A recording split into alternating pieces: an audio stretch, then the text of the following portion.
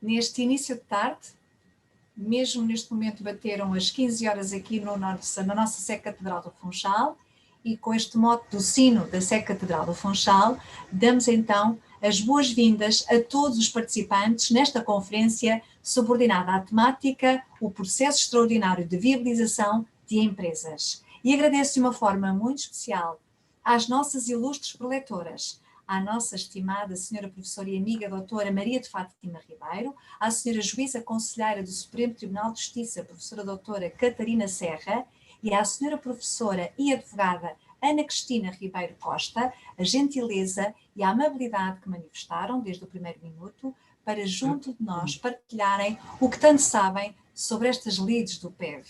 É para nós um privilégio poder escutar-vos. Declarando aberta a presente conferência, apresentamos de imediato então a senhora professora doutora Maria de Fátima Ribeiro, nossa amiga deste Conselho Regional da Madeira de Ordem dos Advogados. Licenciada em Direito pela Escola de Direito do Porto, Universidade Católica Portuguesa, mestra em Direito pela Faculdade de Direito da Universidade de Coimbra, na área das Ciências Jurídico-Empresariais, em 1998, doutora em Direito na área das Ciências Jurídicas pela Escola de Direito do Porto, da Universidade Católica Portuguesa, professora associada da Escola de Direito do Porto, da Universidade Católica, coordenadora de vários eventos científicos, docente de MBA e de pós-graduações e de mestrados, tanto tem investigado e publicado, em especial nas áreas do direito das sociedades comerciais, direito comercial e direito da insolvência.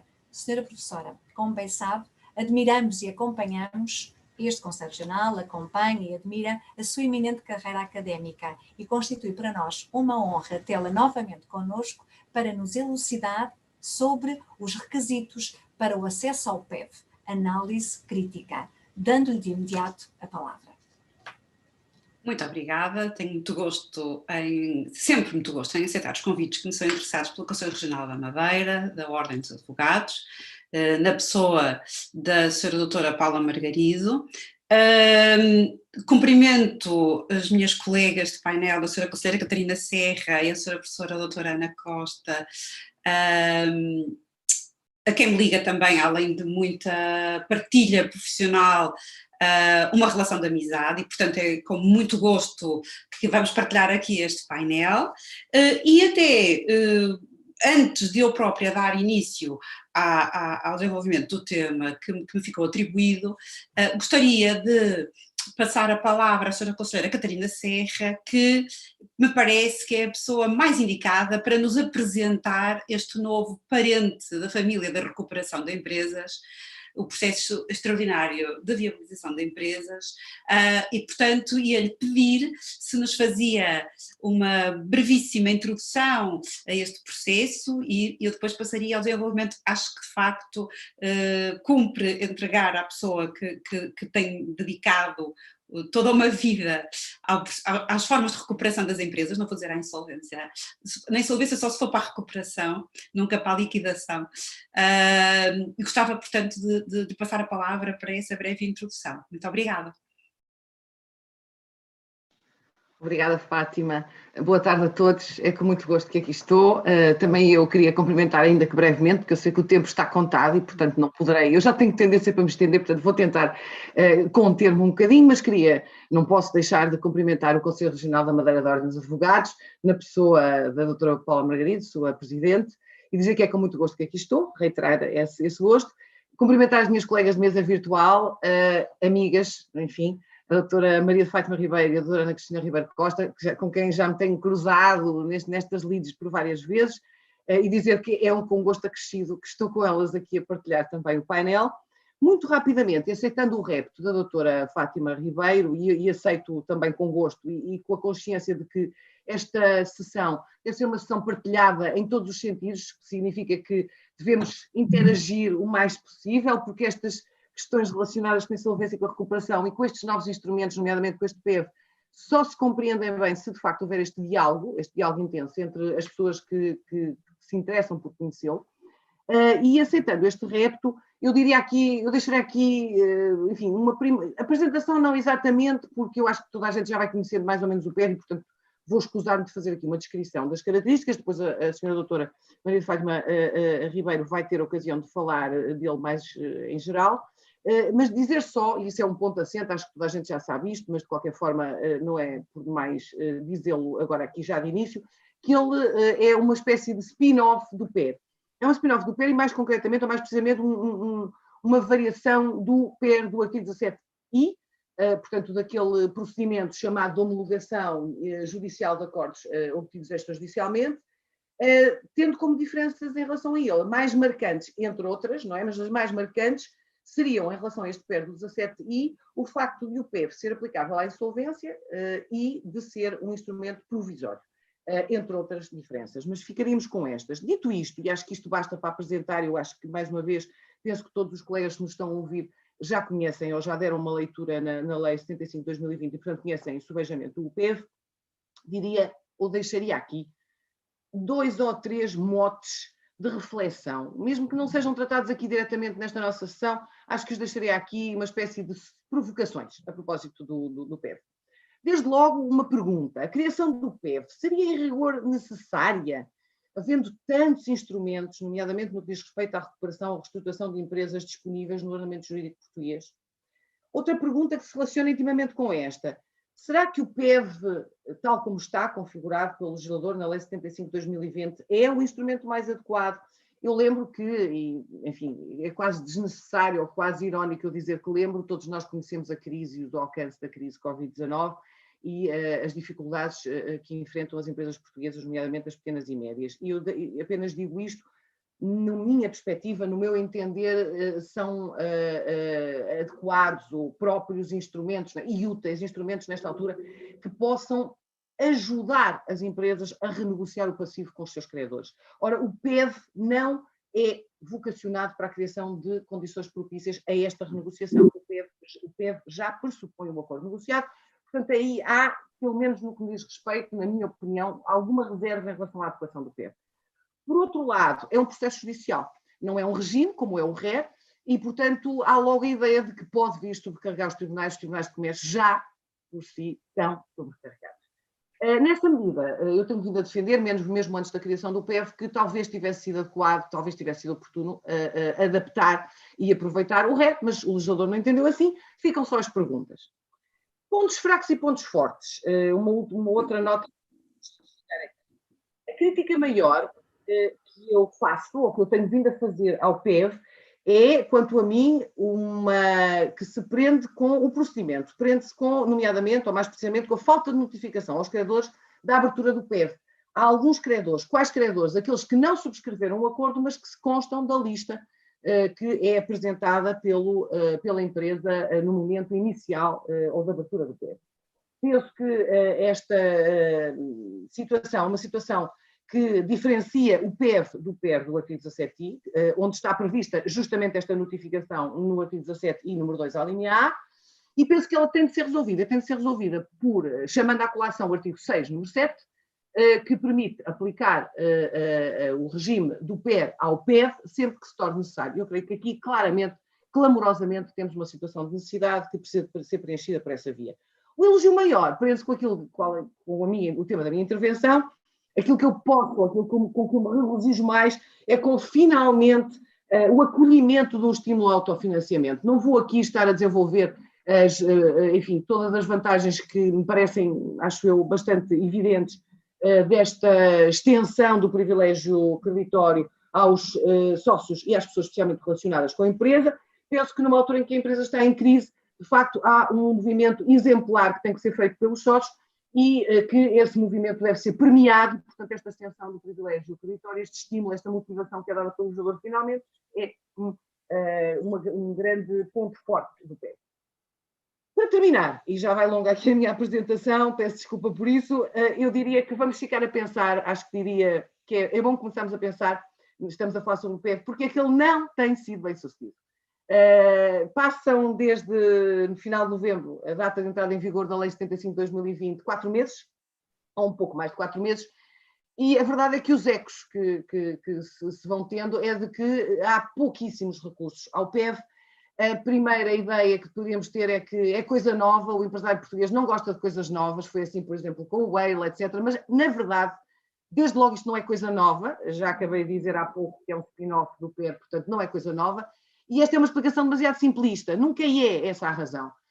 A razão poderá andar, e podemos especular, por aquela falta de criação das condições propícias, aquela falta de aptidão para a criação das condições propícias para a negociação de pacífico que eu falei há pouco, mas também pode ter a ver, nomeadamente com, penso que a doutora Fátima Ribeiro vai falar nisso justamente a seguir, com os requisitos de acesso, que não tornam especialmente apetecível ou especialmente fácil, por parte dos empresários, o acesso a este novo instrumento, nomeadamente os requisitos de maioria, que se distanciam muito daquilo que são os acessos ou os requisitos de acesso aos instrumentos normais, PEV e nomeadamente até RER. Ficamos com estas dúvidas e agora passo a palavra à doutora Fátima Ribeiro, agradecendo esta oportunidade que ela me deu de fazer estas, digamos assim, estas sugestões ou estas provocações. Muito obrigada.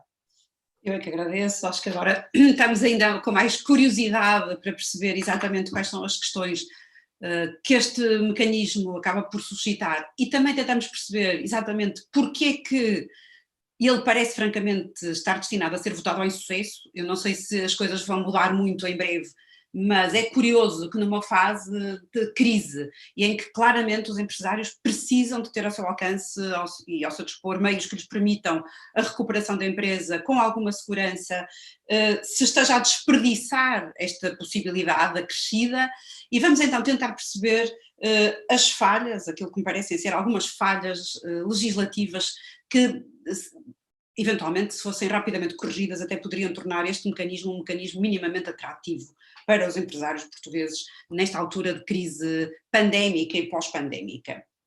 Ora bem, então muito rapidamente, penso que já todos sabem que o PVE está regulado na Lei 75/2020, uma lei que introduziu uma série de medidas no nosso ordenamento jurídico para combate à pandemia Covid-19, aos efeitos da pandemia Covid-19 na área da insolvência e recuperação de empresas. Pelo meio, no diploma, está regulado o PVE nos artigos 6º a 15. O legislador pretendeu que o processo tenha um caráter extraordinário, transitório, urgentíssimo. Quanto ao transitório, nós temos especificado no artigo 18.1 que, à partida, a sua existência terminará a 31 de dezembro de 2021, mas existe a possibilidade de estender esse prazo, expressamente dada pelo artigo 18, número 2, e eu creio, penso que todos queremos que esse prazo será estendido e, portanto, eu acho que temos PEV para ficar, pelo menos durante o ano de 2022. Como a doutora Catarina, a senhora conselheira Catarina expôs, este processo é muito próximo dos acordos extrajudiciais homologados. Há aqui uma diferença relevante. Qual é a diferença relevante? A possibilidade de se poder recorrer a este processo, mesmo que a empresa se encontre em situação de insolvência atual, cumpridos determinados requisitos, que já veremos. O que não é possível quando se recorre a outro tipo de acordo para depois se transformar em PER. Portanto, como sabemos, até novembro de 2020 não estava ao alcance do empresário português o recurso a nenhum meio de recuperação da empresa fora do processo de insolvência. Porquê? Porque para ter acesso a qualquer um desses meios era necessário que a empresa se encontrasse em situação económica difícil ou de insolvência iminente e, portanto, ela nunca poderia estar numa situação de insolvência atual. Veremos agora que isso não se mantém, essa exigência não se mantém. Então, qual é o âmbito de aplicação do PVE? Eu gostaria de partilhar aqui, vou fazê-lo de vez em quando, a lei, acho que torna mais fácil a compreensão para quem não estiver a acompanhar com o texto fisicamente. Portanto, o objeto as entidades abrangidas por este processo são empresas, portanto, este processo destina-se à viabilização de empresas. Existe aqui, até no número 2 do artigo 6º, uma definição própria de empresa, não traz grandes novidades, mas as empresas ou esta empresa podem encontrar-se em situação económica difícil, em situação de insolvência iminente ou até em situação de insolvência atual, desde que a insolvência atual seja decorrente dos efeitos da pandemia e ainda a empresa ainda apresente possibilidade de viabilização, como veremos.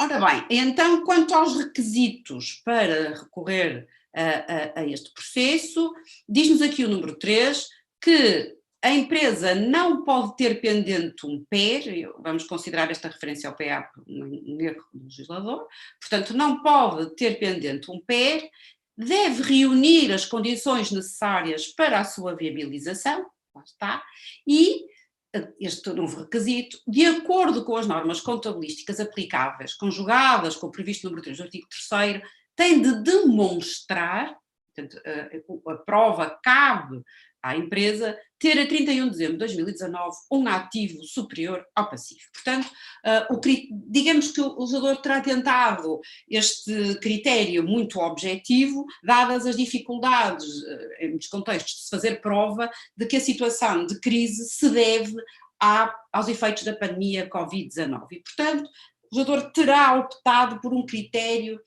fácil, ou aparentemente fácil, mas como vemos não isento de dificuldades, nomeadamente quanto ao alcance que acaba por ter. Ora bem, comecemos, este critério, este requisito não ter pendente um PER não merece grandes explicações. O da viabilidade da empresa, portanto, a empresa deve ser viável. Viável quando? Bom, em que momento é que se deve aferir essa viabilidade? A empresa deve apresentar condições para a sua viabilidade no futuro, ou seja, ultrapassadas as dificuldades, com o recurso ao PEVE. Portanto, é só analisando o acordo, o acordo sujeito ao PEVE, e depois dessa análise que tem de se determinar que a empresa apresenta condições de viabilidade. Portanto, é esse o momento. Muito curiosamente, o legislador português não se ocupa, nem no Código de Insolvência, nem aqui, de fixar períodos para a determinação do que seja a viabilidade. E isto cria alguma insegurança, porque, como veremos, o próprio juiz e o administrador judicial provisório vão ter de emitir, no fundo, juízos relativamente à viabilidade da empresa, o que não é fácil, sobretudo porque muitas vezes é muito complicado saber qual o horizonte temporal a considerar. E eu gostava de deixar só aqui uma breve nota, é de que se vai evoluindo um pouco por toda a Europa, no sentido de começar no fundo, e parece-me que é essa a ideia do legislador, e é essa a ideia de todas estas legislações pós-Covid, no âmbito da insolvência, fazer transitar uma noção de solvência para uma noção de viabilidade ou viabilização. Por exemplo, eu posso citar um autor italiano, Minervini, que nos diz que o foco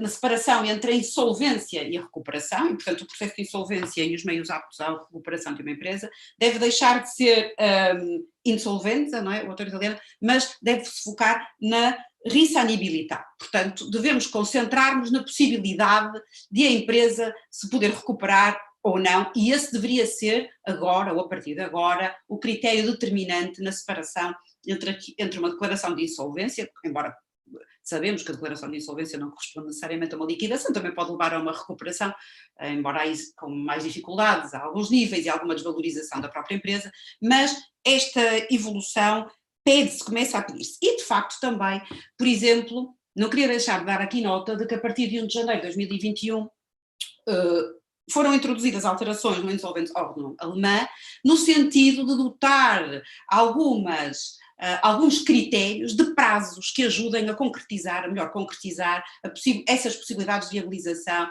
essas possibilidades de recuperação. Por exemplo, a noção de insolvência iminente, que está contida no parágrafo 18.2 deste diploma, deste código, e a insolvência iminente permite ao empresário, por exemplo, apresentar-se à insolvência. Esta insolvência iminente implicará a incapacidade para cumprir as obrigações vencidas num determinado prazo, ou a breve prazo, e este prazo está agora fixado em 24 meses. Portanto, é um prazo muito lato. Só quando, num horizonte temporal de 24 meses, o empresário perceba que não vai ser capaz de cumprir as suas obrigações, ou pode tornar-se não capaz de cumprir as suas obrigações, ele estará em situação de insolvência iminente e, portanto, apresentar-se-á à insolvência, se assim o pretender. E, curiosamente, também, quanto ao requisito do parágrafo 19, portanto, quando o requisito que nós definimos como o passivo manifestamente superior ao ativo, no direito alemão trata-se de o valor dos ativos não ser suficiente para cobrir o passivo, mas sempre num determinado horizonte temporal.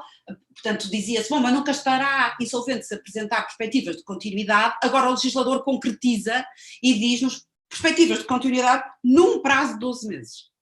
E, portanto, temos aqui que o legislador alemão acaba por balizar e parece começar a aderir a esta ideia de que uma empresa se apresenta num determinado horizonte temporal possibilidade de viabilização ou de continuidade, não deverá ser declarada insolvente. Isto numa tentativa de salvar as empresas que ainda possam ser salvas e, portanto, não retirar do mercado apressadamente empresas que numa situação de crise que se pretende que seja transitória, podem ser apoiadas, podem continuar, e, portanto, para se evitarem todos os custos socioeconómicos decorrentes de um boom de declarações de insolvência. Ora bem, passemos agora ao terceiro critério, que é o a 31 de dezembro de 2019, a empresa dever ter apresentado um ativo superior ao passivo. Ora bem, esta regra diz de menos e até pode também dizer de mais. E porquê é que diz de menos? Diz de menos porque uma empresa, a 31 de dezembro de 2019, pode, em termos contabilísticos, apresentar um ativo superior ao passivo e estar insolvente. Porque ela pode já não ser capaz de cumprir as suas obrigações vencidas. E, portanto, isto não é critério. Ou seja, neste caso, a insolvência não fica a dever-se estritamente à pandemia Covid-19, não é? Pronto. Por outro lado, também pode dizer demais. Porquê? Porque uma empresa podia ter um ativo superior ao passivo e mesmo recorrendo aos critérios do artigo 3º, número 3 do CIR, continuar a ter um ativo superior ao passivo, mas esse ativo não ser manifestamente superior ao passivo. Há muitas áreas de atividade em que uma empresa pode ter transitoriamente e se calhar ciclicamente um ativo inferior ao passivo e isso não significa que esteja insolvente, que não haja perspectivas de continuidade e que até não esteja saudável financeiramente. E, portanto, penso que este critério pode deixar de fora, pode deixar afastado do recurso ao PEV ou PBE empresas que me parece estariam em condições de recorrer a este mecanismo e às quais devia ser aberta a possibilidade de recorrer a este mecanismo. Claro que aqui há uma exceção para as micro e pequenas empresas, como sabemos, não é? E aqui também me parece que há um erro de redação do legislador que deveria, a meu ver, ser corrigido. Aqui no número 4 do artigo 6º diz-se o PVE pode ser utilizado por qualquer micro ou pequena empresa, mesmo que a 31 de dezembro tivesse um passivo superior ao ativo, desde que não tenha pendente processo de insolvência, PER, e mais uma vez o PEAP, que não se percebe, bom. E depois, tenha recebido auxílio de emergência no âmbito do quadro temporário, etc., ou esteja abrangido por um plano de reestruturação no quadro das medidas de auxílio estatal. Não me parece que possamos interpretar aqui este ou no sentido de que todas estas alíneas são de verificação alternativa, não é? Ou não tenha pendente um PER, ou não tenha recebido auxílio de emergência nestas condições, ou esteja abrangido por um plano de reestruturação. Não me parece que isto seja possível. Ou seja, a melhor leitura, isto já tem sido avançado por outros autores, é que se... Ou a linha A tem sempre que se verificar, até porque ela já decorre do número 3, ela não deve ter pendente processo de insolvência nem processo especial de revitalização e ou se verifica depois a circunstância da linha B ou se verifica a da linha C. E, portanto, a linha A seria cumulativa com a linha B ou a linha C, sendo que ela deveria estar sempre verificada. Pelo menos parece uma leitura mais conforme com o espírito do próprio diploma. Muito bem, passemos agora então à análise do início do processo. Como já foi aqui referido, o processo inicia-se pela apresentação da empresa. Não é? A empresa apresenta-se no Tribunal de Comércio, competente para declarar a declaração de insolvência, e essa apresentação tem de ser acompanhada de elementos, de uma série de elementos, nomeadamente do próprio acordo.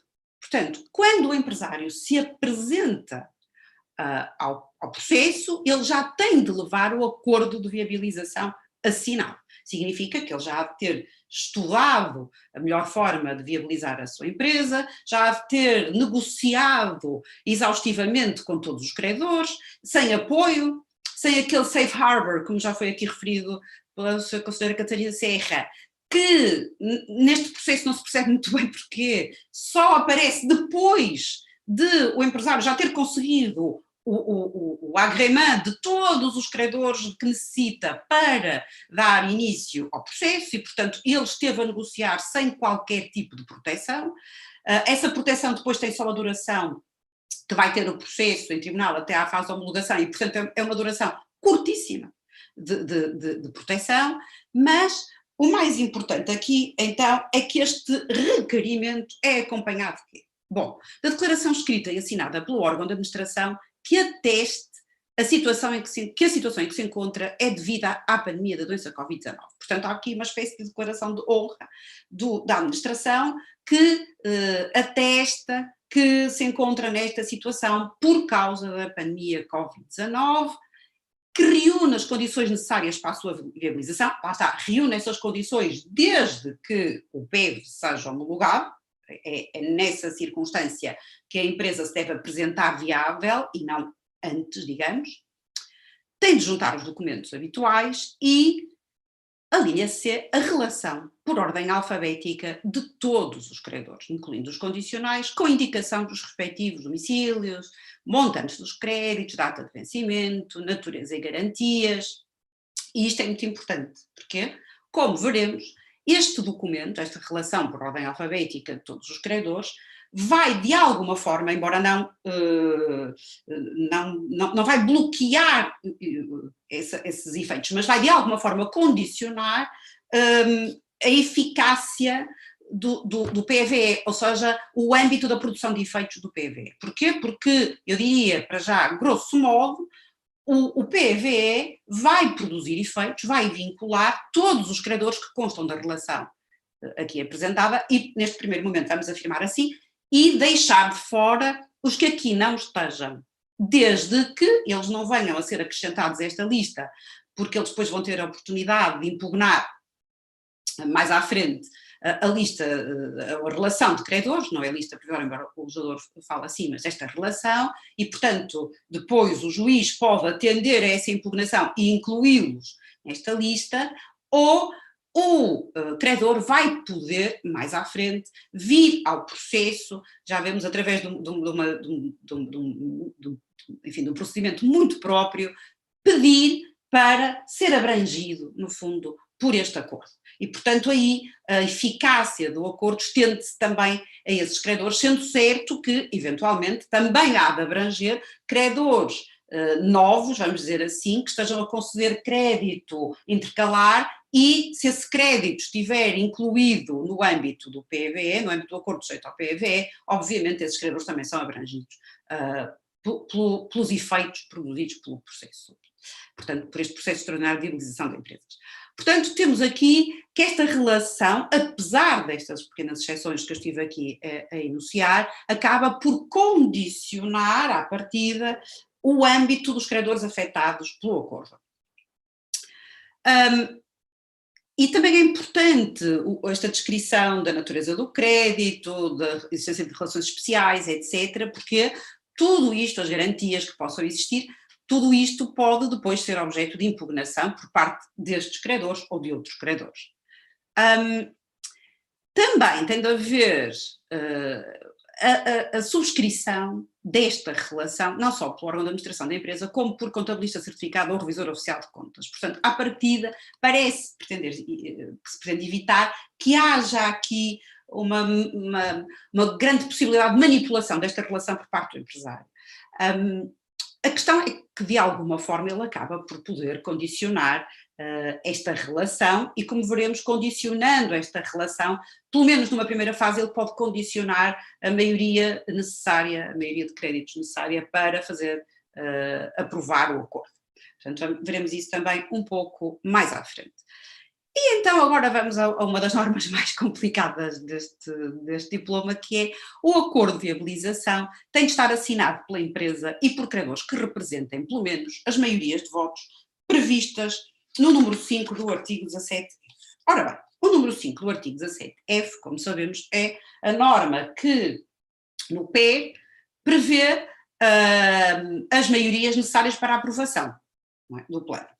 E essa norma está redigida e pensada para uma situação de votação, não é? Ora, aqui nós não temos votação, nós aqui temos a subscrição de um acordo. Em que é que isso vai condicionar e eventualmente hipotecar até a leitura desta remissão para o artigo 17F, número 5 do CIR? Vai condicionar porque o artigo 17F, como sabemos, estabelece estas maiorias de uma forma que vai complicar aqui bastante a tarefa do intérprete. E para isso eu vou fazer aqui a partilha de ecrã da própria norma, porque me parece essencial para percebermos o que aqui está em causa. E temos aqui então a norma. Então vejamos, eu vou começar pela linha B. Repare-se, esta norma tem uma alternativa, portanto a ideia é favorecer a aprovação do plano, e eu começo pela linha B, e o que é que se pede aqui? Bom, o plano tem de recolher o voto favorável de credores cujos créditos representem mais de metade da totalidade dos créditos relacionados com o direito de voto. Então, respondendo já a eventuais dúvidas que possam surgir, se um crédito não tiver direito de voto, ou um crédito não corresponder a direito de voto, isso não é contabilizado. Por exemplo, se os créditos que não são afetados pela parte dispositiva do acordo não devem conferir direito de voto por aplicação do artigo 212 do CIR, que é aplicável por remissão ao PEV. E, portanto, por exemplo, se nós não interferimos à cautela, enfim, se calhar de acordo com a melhor cautela, com os créditos do Estado não são considerados para a elaboração, digamos, destas maiorias, não é? Para o cálculo destas maiorias. Portanto, tem de recolher o voto favorável de credores cujos créditos representem mais de metade da totalidade dos créditos. Portanto, vamos à relação apresentada, não é? E o empresário faz os seus cálculos e diz, bom, se eu optar por esta possibilidade, eu tenho de recolher assinaturas, tenho de convencer credores cujos créditos representem mais de metade da totalidade, mas mais de metade desses devem corresponder a créditos não subordinados. Portanto, por exemplo, créditos por suprimentos, que são normalmente subordinados e muitas vezes constituem uma grande fatia do passivo das empresas, sobretudo das pequenas empresas. Cuidado, porque há aqui esta restrição, não é? Relativamente à valorização dos créditos subordinados. Ora bem, isto é fácil, parece, mas é muito difícil.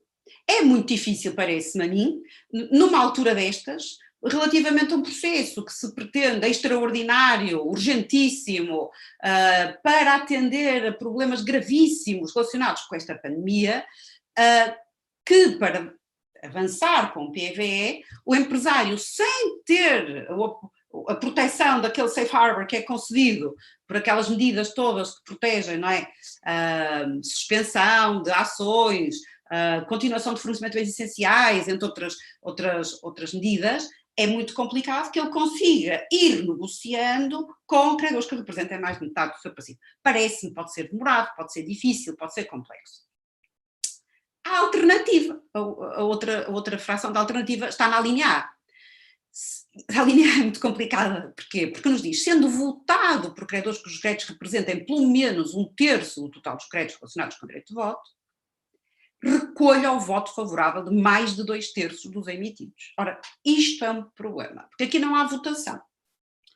E das duas uma, ou vamos dizer que, sendo votado por credores que os créditos representem pelo menos um terço do total do direito de crédito, deve ser interpretado com as necessárias adaptações como sendo assinado por credores que representem pelo menos um terço, e, por exemplo, a favor desta interpretação já se manifestou entre nós um autor, tens Miguel Pestana Vasconcelos, e diz, não, é um terço, os créditos relacionados com direito de voto, sendo que mais de metade têm de ser créditos não subordinados. A leitura que se pode fazer aqui, de acordo com uma interpretação declarativa, é não, porque não, para aprovar um PER, de facto têm de se pronunciar pelo menos um terço, mas a lei basta-se com o voto favorável de 2/3 desse um terço, ou mais de 2/3 desse um terço. Portanto, na verdade, para fazer aprovar um PER, só precisamos de voto favorável de mais de 2/3 de um terço. E, portanto, exige-se menos, muito menos. E essa é uma terceira possibilidade. Bom, a verdade é que, como esta linha A é tão complexa de interpretar na sua aplicação a este processo, há quem diga, não vamos recorrer à linha A, só faz sentido aplicar aqui à linha B, e esse até já foi o entendimento manifestado pela senhora conselheira Catarina Serra. A verdade é que também a alternativa não faz aqui sentido, porque se eu consigo a assinatura de credores que representam mais de metade dos créditos, não faz sentido dizerem que em alternativa também posso conseguir a assinatura só de um terço, isto é absurdo. Portanto, deixa de fazer sentido a própria alternativa, e esse é um argumento a favor desse entendimento de que, afinal, o legislador só pretendeu remeter para a linha B. Bom, tenho muitas dúvidas acerca da interpretação mais correta.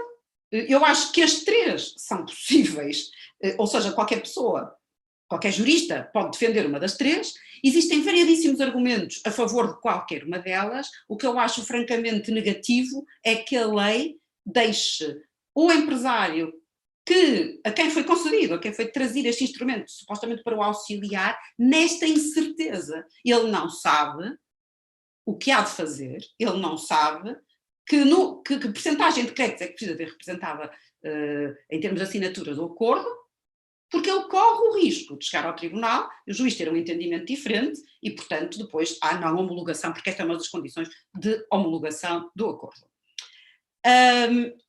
Isto é, a meu ver, um aspecto extremamente negativo desta lei e que era preciso corrigir urgentemente. Problema, se corrigir urgentemente, exigindo-se ou passando-se a exigir, de facto, que o acordo seja assinado por aqueles que representem mais de 50% dos créditos, eu acho que corremos o risco deste instrumento se tornar absolutamente inútil, porque efetivamente o recurso ao RER e até ao PER acaba por ser muito mais amigável. Só há um problema, é que não se pode recorrer ao PER, porque o juiz expressamente afastou essa possibilidade, quando o empresário já esteja numa situação de insolvência atual. Ora, o problema é que vamos ter aqui muitos empresários em situação de insolvência atual que vão ficar sem saber exatamente o que fazer. E, portanto, parece-me muito sinceramente que teria sido mais ajustado, ou seria ajustado, o legislador vir corrigindo e retificando esta lei, estabelecer uma percentagem inferior que, enfim, garantindo, ou ocupando-se garantir, pelo menos, de que existiria alguma seriedade no recurso a este mecanismo, não o tornasse absolutamente inútil quando exigia, ou quando exige aparentemente, ou permite exigir, uma maioria muito significativa, muito mais significativa do que para um PER, ou até para a aprovação do plano de insolvência, no âmbito do processo de insolvência. Tenho aqui também duas notas finais, que eu já estou aqui a esgotar o meu tempo, mesmo com a tolerância dada em função da introdução. Uma nota final que é a seguinte: eu disse que não é possível o recurso a um PER, e uma das questões que se me tem colocado é, mas não será possível, agora que se pode recorrer ao RER, mesmo quando se está em situação de insolvência atual, depois pedir a conversão desse RER em PER, nos termos do artigo 29 do diploma do RER? Essa é uma questão muito curiosa, porque seria uma via indireta de recorrer ao PER, mesmo estando em situação de insolvência atual. E eu acho muito complicado, a lei não nos esclarece abertamente, mas eu acho muito complicado, porque se olharmos para a sucessão de remissões que é feita na lei, parece-me que Nesse caso é sempre preciso a declaração do Revisor Oficial de Contas atestando que a empresa não se encontra numa situação de insolvência atual. E, portanto, exigindo-se essa declaração, dificilmente vamos poder converter um RER a que acedemos por via da possibilidade dada no artigo 5 da Lei 75/2020 e transformá-lo num PER e, portanto, ir por linhas travessas, entrar no PER, no âmbito do qual, é claro, o acordo pode ser aprovado por uma maioria muito menos significativa do que mais de metade dos créditos, não é? Bom, e portanto essa era uma questão que eu queria aqui deixar. Segunda nota, esta insegurança é dramática, tanto mais que há uma norma no PVE que diz que havendo inventar, peço desculpa, que é o artigo, eu queria recorrer, artigo 9º, número 15, o termo do processo extraordinário de viabilização impede a empresa de recorrer novamente ao mesmo. Ora, o termo do processo extraordinário de viabilização permite duas leituras.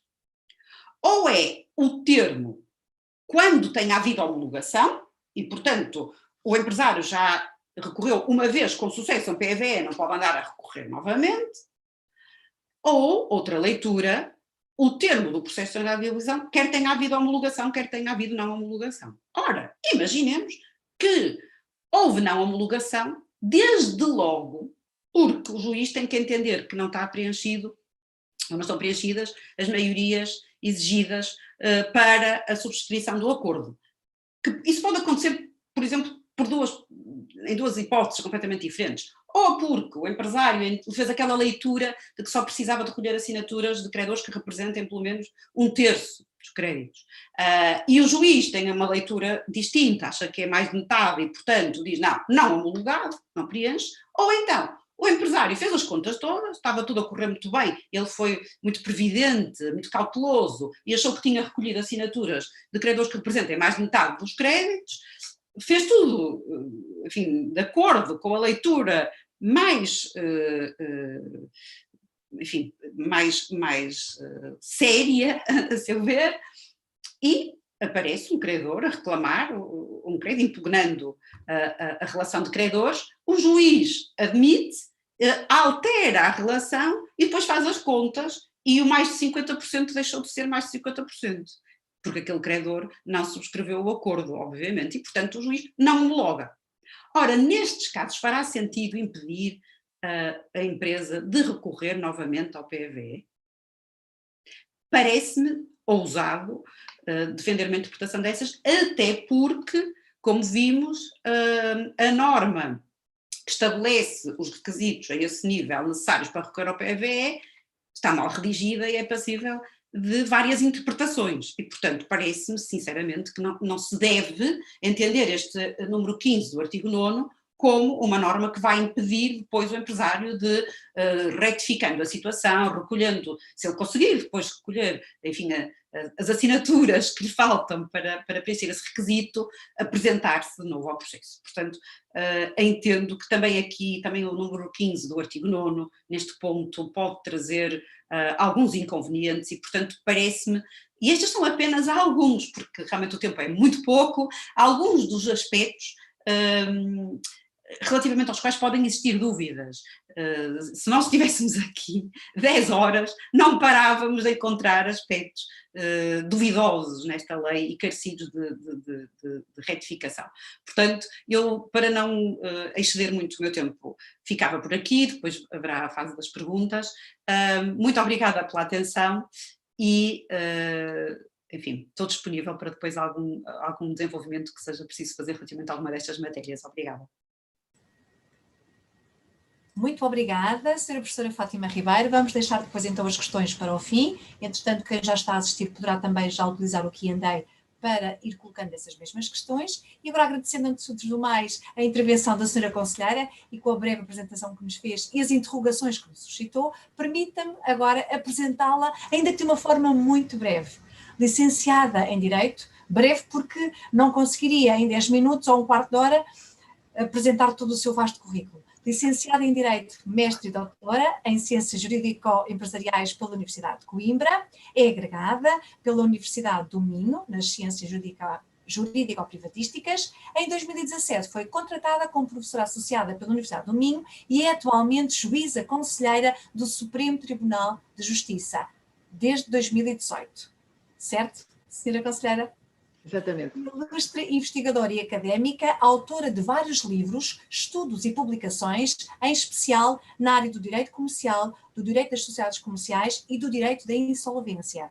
Senhora conselheira, acredito que, admirando e acompanhando este Conselho Regional a sua eminente carreira, quer académica, quer como conselheira no Supremo Tribunal de Justiça, constitui para nós uma honra tê-la aqui para nos dilucidar sobre as garantias dos créditos para a reestruturação da empresa no PEV, dando-lhe de imediato a palavra. Muito obrigada.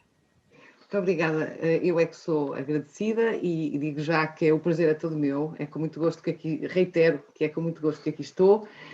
Agora, lamento já desiludir todos, eu não venho dilucidar as dúvidas, como a doutora e a intervenção da doutora Maria de Fátima Ribeiro já ilustrou.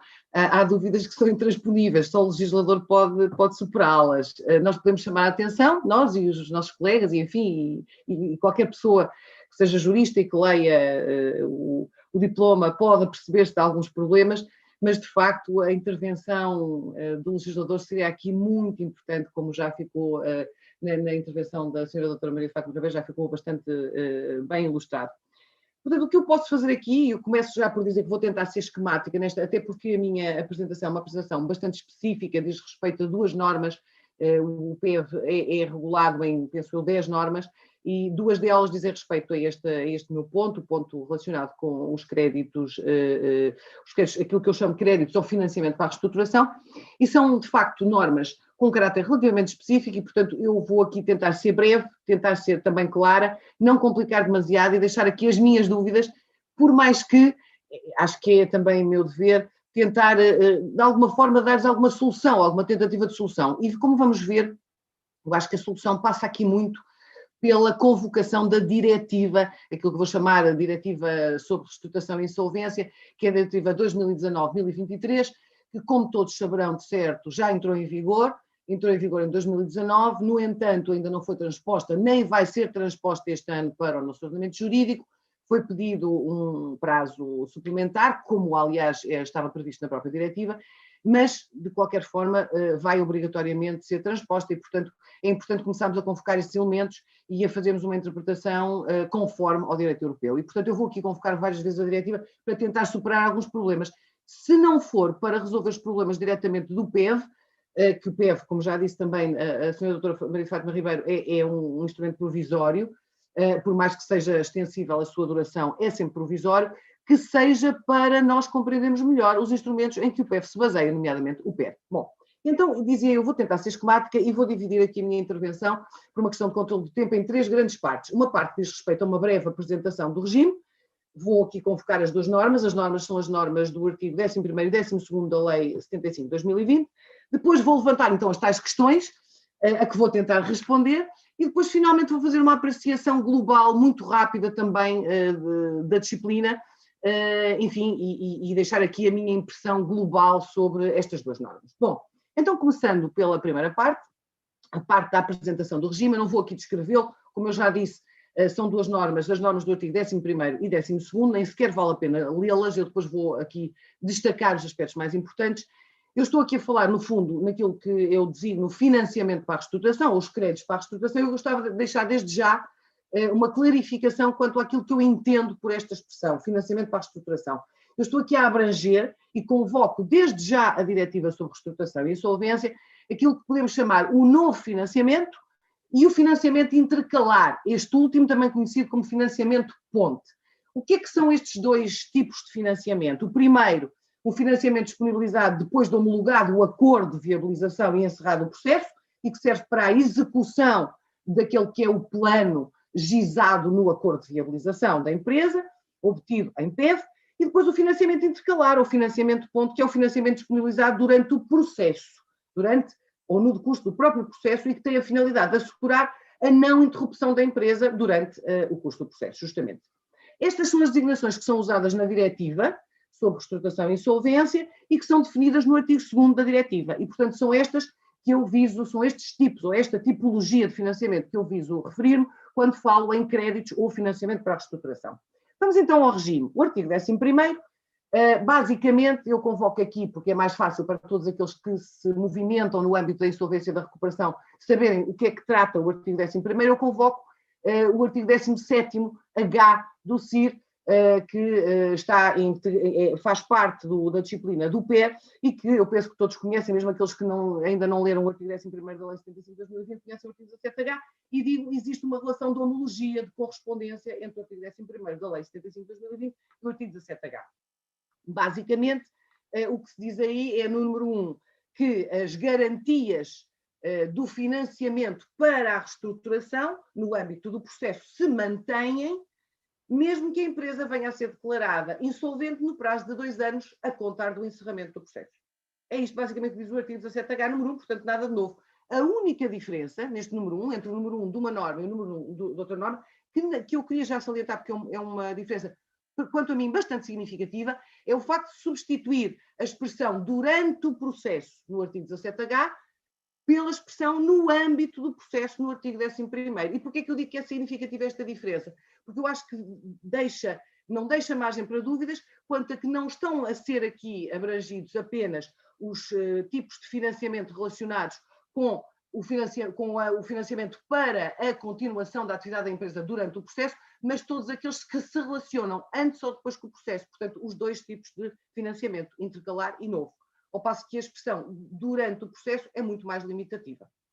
No artigo 11º, número 2, temos uma norma, também ela homóloga à do número 2 do artigo 17H, e que agora já não se circunscreve às garantias, mas diz respeito ao financiamento ele próprio. E diz-se aí, no artigo 11º, número 2, que o financiamento concedido no âmbito, mais uma vez se repete a expressão no âmbito e já não durante, o PEV, tem ou beneficia ou goza de um privilégio creditório imobiliário geral concedido aos credores ou aos sócios e outras pessoas especialmente relacionadas. Qual é o grande destaque a fazer-se? É justamente esta extensão que não existe no artigo 17H, originariamente não existe no artigo 17H, mas por força da lei, justamente por força da lei 75 de 2020, é provisoriamente estendido este privilégio também aos sócios e às outras pessoas especialmente relacionadas pelo artigo 3º da Lei 75 de 2020, mas originariamente não existia, e aqui no PEV, ab início, nós temos esta extensão deste privilégio, que é típico dos credores, a sua extensão aos sócios e às outras pessoas especialmente relacionadas. Portanto, sempre que um sócio ou uma pessoa especialmente relacionada com a empresa conceda este financiamento para a reestruturação, goza deste privilégio. Por sua vez, o artigo 12º da Lei 75 de 2020 tem uma relação de homologia, desta vez com o artigo 120, número 6 do CIR. O artigo 126, número 6 do CIR, é uma norma que foi aditada posteriormente ao artigo 120, pelas sucessivas alterações do CIR, ou ao CIR, e que visa complementar, mas de alguma forma até se sobrepõe ao artigo 17H. De qualquer forma, é uma norma com um alcance muito mais amplo, porque não se refere só ao PER, refere-se, por exemplo, ao RER também. Por sua vez, este artigo 12º é semelhante, sob o ponto de vista do seu teor, àquilo que está disposto no artigo 28 do regime do RER, do regime de recuperação de empresas extrajudiciais. O que é que se diz aí neste artigo 11º, número 1, desde logo, que diz-se que caso a empresa venha a ser declarada insolvente, são insuscetíveis de resolução em benefício da massa os negócios, desde que expressamente previstos no acordo. Todos os negócios, obviamente, que estejam relacionados com a disponibilização do financiamento para a reestruturação. Isto está subentendido. Portanto, refere-se a uma espécie de ameaça, digamos assim, só uma espécie de ameaça, que é um mecanismo típico de reação no processo de insolvência contra os atos prejudiciais à massa, ou seja, a resolução em benefício da massa. O artigo 12º, número 2, exclui a aplicação do número 1 em certos casos, nomeadamente quando o financiamento, o alegado financiamento para a reestruturação esteja a ser concedido em proveito da entidade financiadora ou em proveito de entidade com esta última especialmente relacionada nos termos do artigo 49 do CIR, como todos sabem, é a norma em que vêm identificados as relações de especial proximidade entre a empresa e determinados sujeitos. Bom, apresentado assim muito brevemente, peço desculpa porque razões de tempo me obrigam a ser assim sintética, vamos às questões. E vamos às questões, também elas vão ser enunciadas muito brevemente. e também em relação a cada uma eu tentarei disponibilizar uma espécie de solução. Primeira pergunta. A primeira coisa que mais me impressionou quando li o regime dos artigos 11º e 12º da Lei 75 de 2020 foi a falta de alguma coisa. Foi uma omissão grave. E essa omissão prende-se, e de alguma forma é uma omissão injustificada, porque este regime, como eu acabei de dizer, já é um regime inspirado no artigo 17H do PER, e lá, ou relacionado com estas normas do PER, existe uma disciplina contemplando os casos que eu vou referir, mas aqui há uma omissão clara em relação a todos aqueles créditos que digam respeito ao pagamento do preço do fornecimento de serviços essenciais.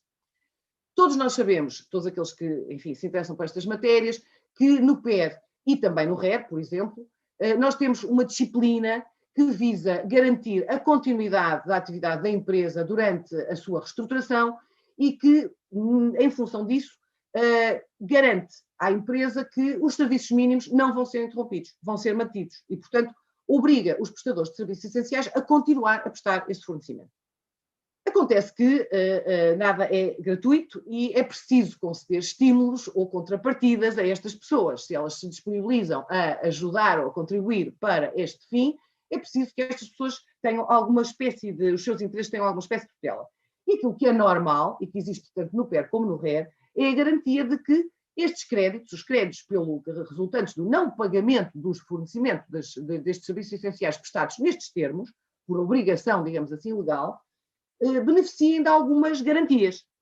Por exemplo, no PER, o que nós temos é uma previsão no artigo 9º, 17E, número 9, onde se diz que estes créditos derivados do não pagamento imediato destes fornecimentos são qualificados em eventual caso de processo de insolvência, declaração de insolvência da empresa, como créditos sobre ou contra a massa. Ora, aqui não temos nenhuma referência a este tipo de estímulos.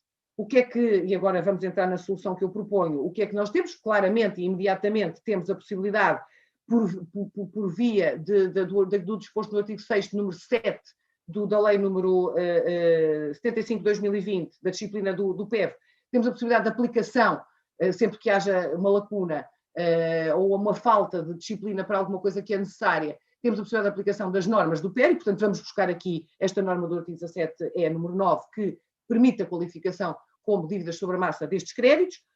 Por outro lado, eu vou mais longe e digo aquilo que seria ideal, até porque a empresa que está a ser reestruturada, em princípio, poderá acontecer, não é? As coisas correrem mal e ela ser declarada insolvente, mas é possível que ela não seja declarada insolvente, e é preciso que estes créditos sejam garantidos, mesmo que ela não seja declarada insolvente.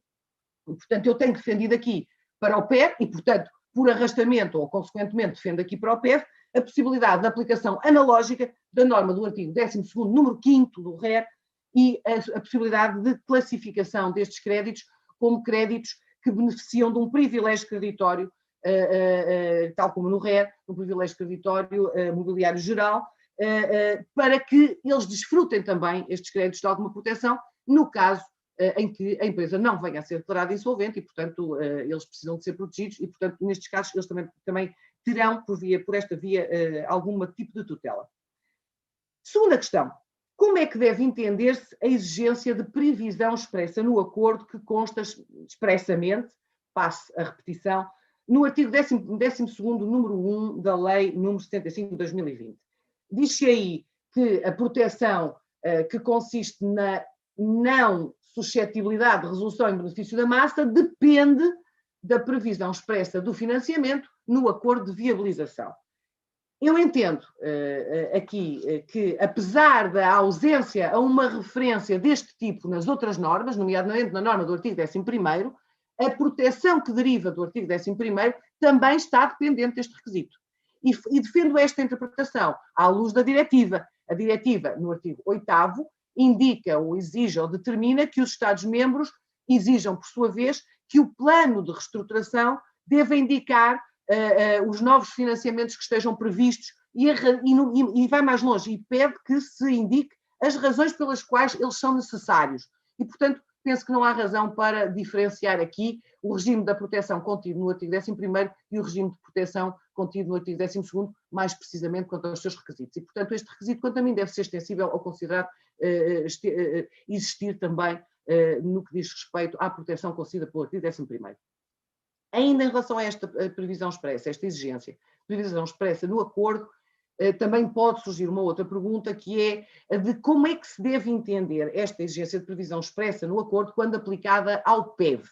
E eu ponho as coisas nestes termos, quando aplicada ao PEV, porque de facto o PEV tem um circunstancialismo particular, que, como já foi aqui, acho que já resulta claro da anterior intervenção, que é o facto de ele não pressupor dele pressupor, aliás, a celebração do acordo e, portanto, não contemplar aquela fase inicial em que há uma discussão, uma negociação do passivo e, paralelamente à negociação do passivo, é negociado também o tipo de financiamento que é concedido à empresa, seja durante o processo, seja posteriormente ao processo e por execução do acordo.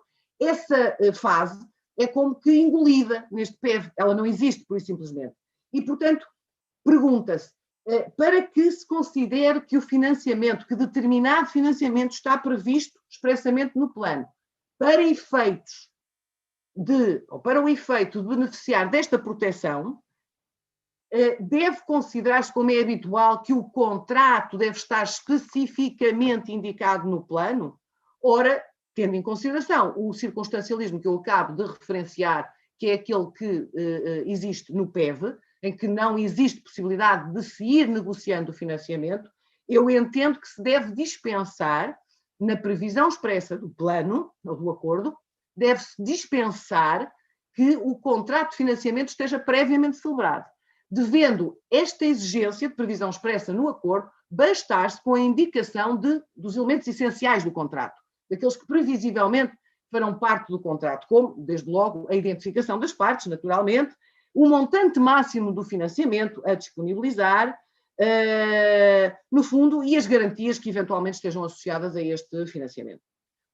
Mais uma vez, inspiro-me na diretiva, nomeadamente no artigo 2º, que contém a definição de financiamento novo e de financiamento intercalar, onde se diz que é preciso que o acordo, ou é preciso e é suficiente, que o acordo indique a razoabilidade e a necessidade do financiamento. Portanto, digo eu que, além de se dispensar, ou não obstante se dispensar a celebração do contrato de financiamento, é exigível que o acordo contenha uma justificação, apresentando-se as razões pelas quais o financiamento se tornou necessário e também a justificação de que aquele específico financiamento é razoável no circunstancialismo da empresa.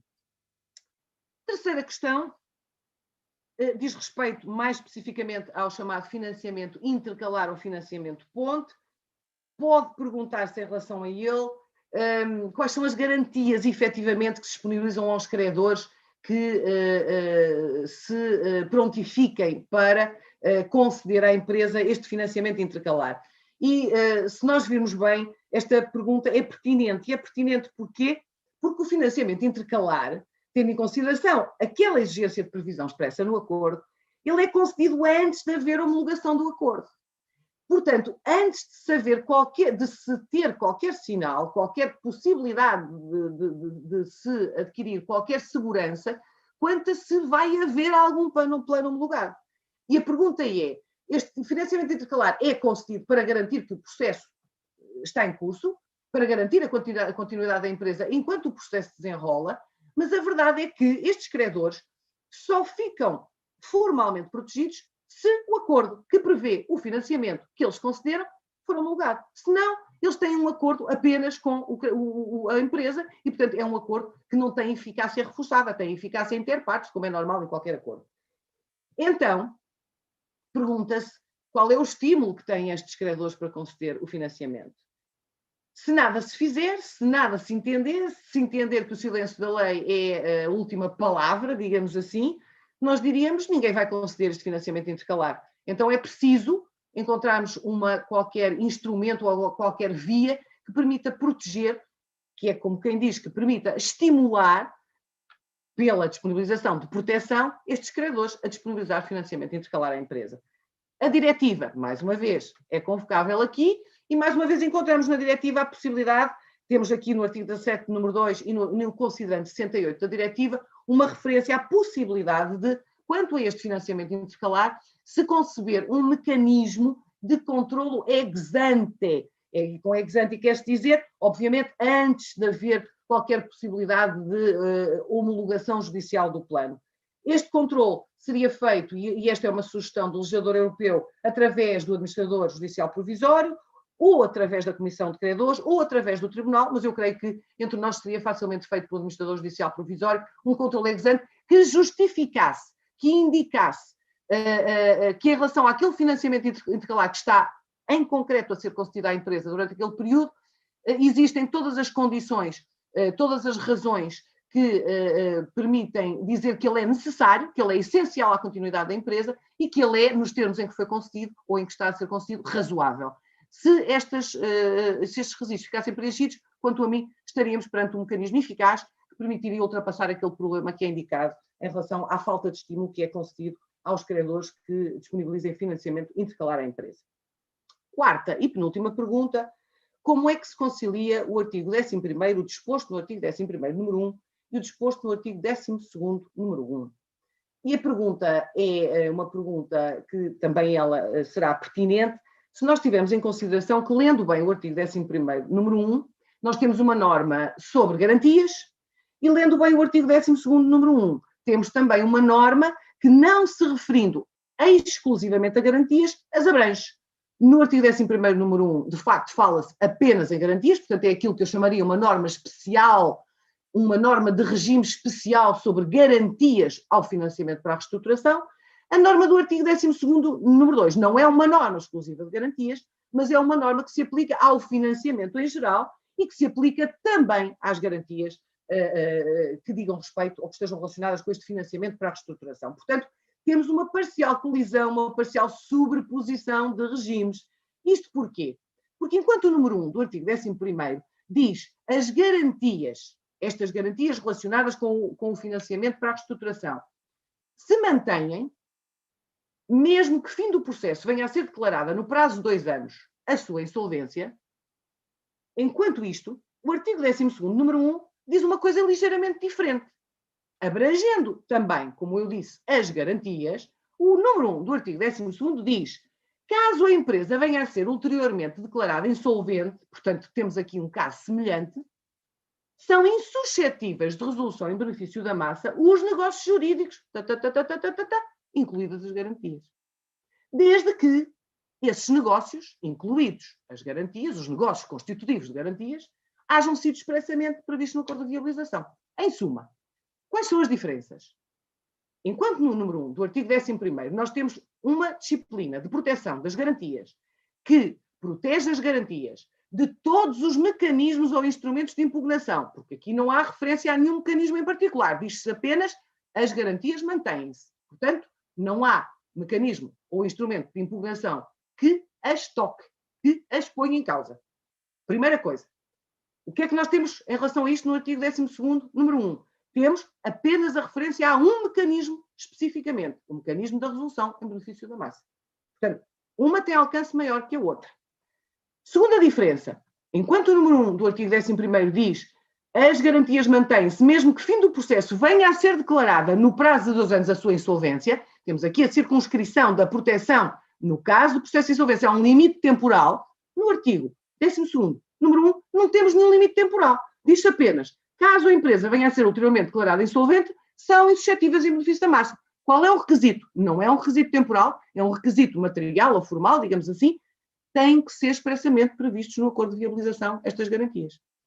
Este requisito, como eu tinha dito há pouco, já eu creio que se aplica em todos os casos, portanto também no artigo 11º, número 1. Ou seja, aqui não há uma verdadeira diferença, porque embora a lei omita esta expressão, esta referência expressa, deve considerar-se que ela existe também como requisito de aplicação ou de aplicabilidade do número 1.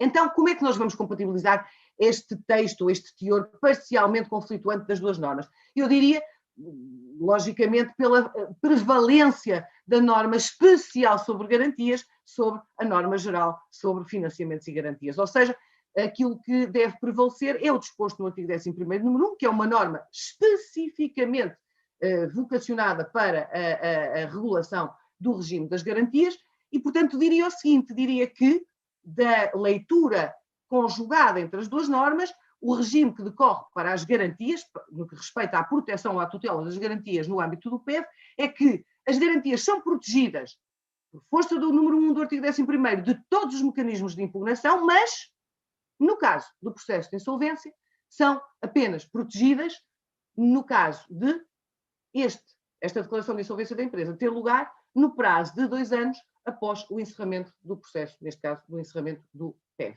Em qualquer dos casos, para que elas beneficiem de proteção, dentro do processo de insolvência ou fora do processo de insolvência, é preciso que as garantias estejam expressamente previstas no plano, nos termos que há pouco ou nos termos, ou de acordo com aquilo que há pouco eu referi quando falei na interpretação desta exigência expressa. Finalmente, última questão. A proteção do financiamento e das garantias, que nós acabamos de tentar interpretar, é incondicional. E agora eu chamava a atenção com esta questão, isto permite-me chamar a atenção para o artigo 12º, número 2. E antes de entrarmos no artigo 12º, número 2, de que eu ainda não falei até agora, eu permitir-me dizer o seguinte, já antes do PEV, eu me perguntava, à luz daquilo que estabelece o artigo 17H no PER, que é, como eu disse, a norma homóloga ao artigo 11º desta lei, se era justo que, seja qual fosse a situação, se garantisse a um credor, que fosse qual fosse o negócio que ele realizasse, desde que aparentemente servisse os fins da reestruturação, se seria justo que nós fechássemos os olhos a qualquer circunstancialismo concreto e considerássemos aquele negócio jurídico, financiamento, garantia, associado ao financiamento, completamente ou absolutamente intocável. Isto é, mais precisamente, se quando fosse ostensivo que alguns requisitos por exemplo, resolução em benefício da massa, estavam preenchidos, se era justo fecharmos os olhos e dizermos, aplica-se o artigo 17H, que diz as garantias mantêm-se. As garantias são intocáveis. Parecia-me, ou eu propendia, para dizer não. E agora, à luz deste artigo 12º, número 2, eu tenho um suporte que me permite não só considerar que o regime de proteção dos financiamentos e das garantias para a reestruturação não é absoluto, como ir um bocadinho mais longe. E vou convocar ainda a diretiva para me permitir ir mais longe. Vamos então por partes. Este artigo 12º, número 2, fundamentalmente vem dizer o seguinte: o disposto no número anterior, portanto aquilo que nós vimos que era o teor do artigo 12º, número 1, não é aplicável se o novo financiamento tiver sido utilizado pela empresa em benefício da respectiva entidade financiadora ou da entidade com esta especialmente relacionada. Portanto, claramente aqui estabelece um limite à aplicabilidade desta proteção. O que é que aqui se está a dizer? Está-se a dizer que nem tudo vale. Nem tudo vale. Há casos, e eu compreendo que assim seja, em que o financiamento para a reestruturação deve, ab início, ficar, ou à partida, ou em princípio, ficar a salvo da resolução incondicional, daquela que não depende de requisitos. Deve ficar a salvo da resolução com base em presunções de má-fé de terceiro, presunções de prejudicialidade à massa. É tudo isso muito compreensível. Mas em certos casos, e este que está expressamente referido no artigo 12º, número 2, é um exemplo paradigmático disso, em que se houver sinais claros, ostensivos, manifestos de fraude, de tentativa de fraude, essa proteção deve cessar. E esta, que é aqui expressamente prevista no artigo 12º, número 2, é uma delas, em que, por vias travessas, o financiador visa a sua autoproteção e, portanto, concede, eu posso dar um exemplo, vamos imaginar uma situação em que um credor não garantido empresta ou disponibiliza dinheiro à empresa através da concessão de uma garantia, para que com ela se extinga o crédito não garantido, passando então a existir em sua substituição um crédito garantido que acabou de ser concedido pelo mesmo credor. Isto é paradigmático de uma situação em que essa proteção deve cessar.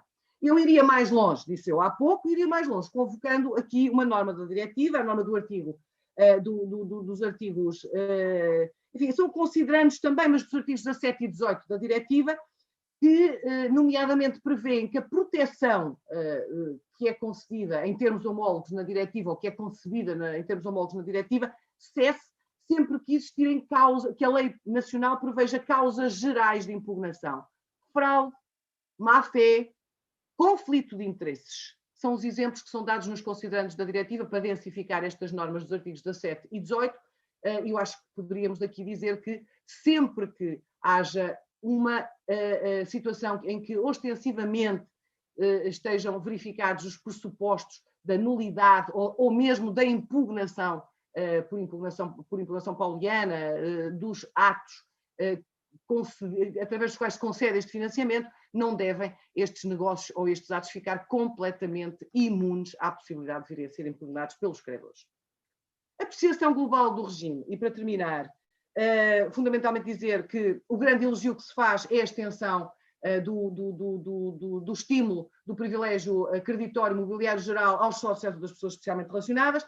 Ainda assim, e agora como eu venho criticando algumas omissões, também vou acabar no mesmo tom de crítico e dizer há insuficiências, não vou dizê-las todas obviamente, e vou só dizer é insuficiente a extensão aos sócios e às outras pessoas especialmente relacionadas só do privilégio, só do disposto no número 2 do artigo 11º, não vejo razão para não se lhe estender aquilo que está, por exemplo, previsto quanto às garantias no número 1 do artigo 11º, e depois uma crítica que eu venho repetindo ao longo do tempo em relação ao artigo 17H, porque é que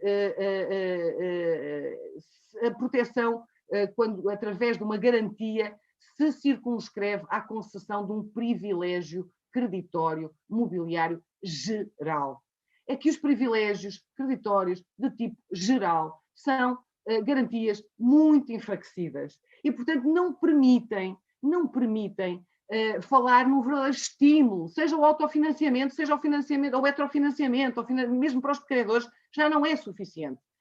Eu chamo aqui a atenção para a lei espanhola, que desde há muitos anos divide e dá 50% do crédito granjeia de um privilégio creditório geral e 50% do crédito granjeia, no caso de declaração de insolvência da empresa, de uma qualificação como crédito contra a massa. É uma qualificação que só a lei pode conceder e que seria, de facto, um estímulo maior do que dar ao credor a ideia de que, quando houver o processo de insolvência, ele é um mero credor privilegiado, portanto, atrás dos credores garantidos. Ainda quanto ao alcance material, última nota. Não são expressamente contempladas as prestações de natureza financeira. A diretiva, no artigo 18º da diretiva, há toda uma disciplina dedicada a este tipo de prestações. Então, os trabalhadores, então, os fornecedores não granjeiam de estímulo nenhum a se concederem em prol da continuidade da empresa, seja durante o processo, seja após o processo, o seu contributo, que não é de caráter financeiro. Não deveria ter-se previsto um conjunto de estímulos a estes credores também? Bom, enfim, é isto fundamentalmente o que eu tinha para dizer. Esperemos, fazendo assim, prolongando os votos da doutora Fátima Ribeiro, que o legislador possa vir a modificar alguns destes ou a apurar alguns destes pontos e, eventualmente, se não a tempo de fazer funcionar o PEV, pelo menos com proveito para o apuramento das disciplinas homólogas, como são o PEV e o REV. Muito obrigada.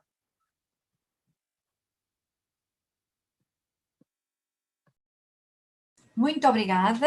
Sra. Conselheira, creia que estamos muito mais esclarecidos. Não tenho a menor dúvida disso. E para não perdermos muito mais tempo, apresentamos agora já, para depois irmos para o debate, apresentamos agora já a ilustre colega e professora Ana Cristina Ribeiro Costa, licenciada em Direito pela Faculdade de Direito da Universidade do Porto, mestre em Direito Privado na Escola do Porto da Faculdade de Direito da Universidade Católica Portuguesa.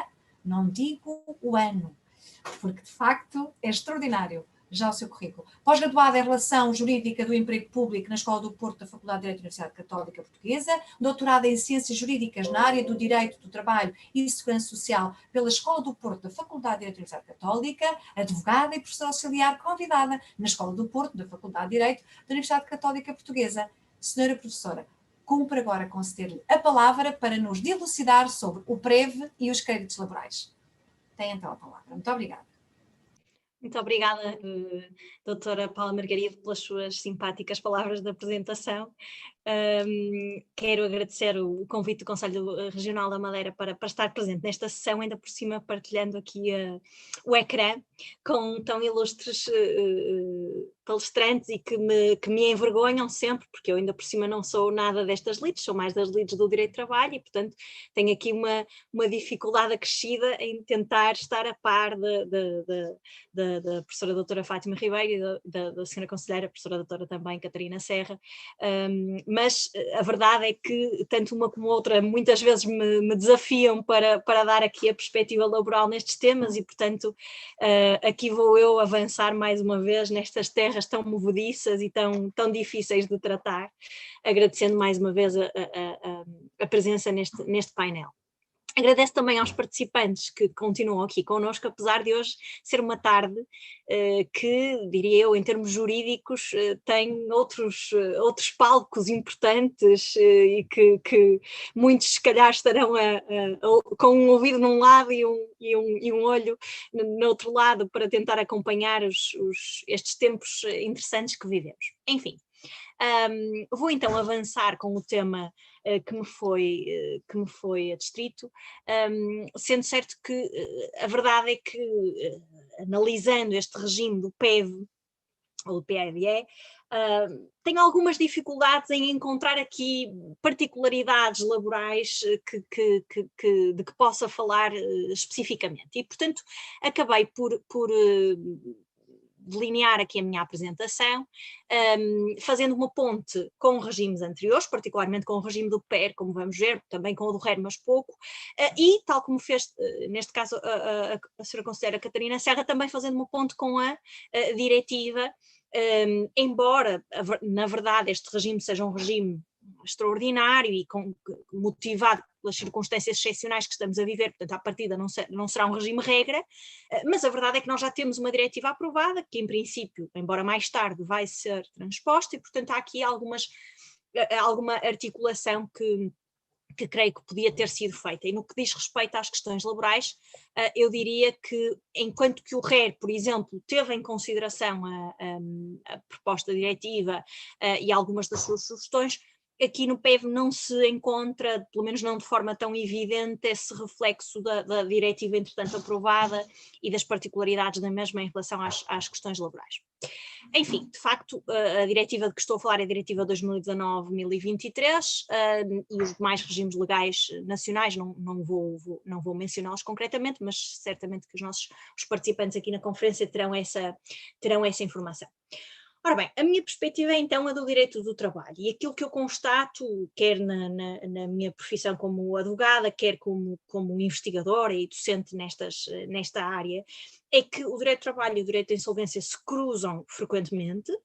Encontramos vastíssima jurisprudência a propósito destas matérias, mas nota-se que de facto se criam aqui alguns problemas de difícil articulação e muitas vezes até problemas de difícil articulação entre a jurisprudência dos tribunais laborais, chamamos assim, dos tribunais de trabalho, de primeira instância e eventualmente também das secções sociais, de articulação entre esta jurisprudência e depois a jurisprudência que resulta dos tribunais que apreciam as questões de insolvência e processos especiais de revitalização, entre outros. E de facto os problemas têm muitas vezes que ver, claro, com os conhecimentos que as partes têm e o estudo que fazem ser, em regra, circunscrito às áreas em que trabalham e, portanto, há aqui às vezes a necessidade de ter alguma sensibilidade para um e para outro regime. Isso acontece comigo também, que tenho que fazer um estudo sobre as matérias da insolvência e dos processos especiais de revitalização, entre outros, para me atualizar, estudar a jurisprudência, para perceber como é que as questões vêm sendo resolvidas. Ora bem, em relação ao PER, e eu vou falar no PER, mas fazendo a ponte com o PEV, e já vão perceber porquê, porque de facto, como já ambas as oradoras anteriores salientaram, há aqui algumas normas que de facto têm aqui uma grande similitude com o PER, e vou falar do PER porquê? Porque há algumas críticas que eu já fazia no âmbito do PER relativamente às questões laborais que subsistem no âmbito do PEV, infelizmente. Ou seja, o legislador não resolveu alguns problemas que existiam, deixando aqui uma margem de discussão para a doutrina e para a jurisprudência, como é evidente, e ainda bem, aqui estamos naturalmente para falar e debater esses temas, mas a verdade é que nos gera também às vezes alguma insegurança no tratamento das questões. Ora bem, por exemplo, no âmbito do processo especial de revitalização, previa-se a suspensão, passou a prever-se mais tarde, a suspensão dos prazos de prescrição e caducidade, o que tinha a sua consagração no artigo 17e, número 7 do CIRI, e tem também no PEV consagração no artigo 8º, número 7. Portanto, essa prescrição também ocorre, e resolveu vários problemas que existiam na jurisprudência a propósito da reclamação de créditos laborais. E, portanto, parece-me que nesse aspecto a solução está correta. Mas há aqui alguns problemas que subsistem. Por exemplo, o que é que acontece de facto a estes créditos laborais?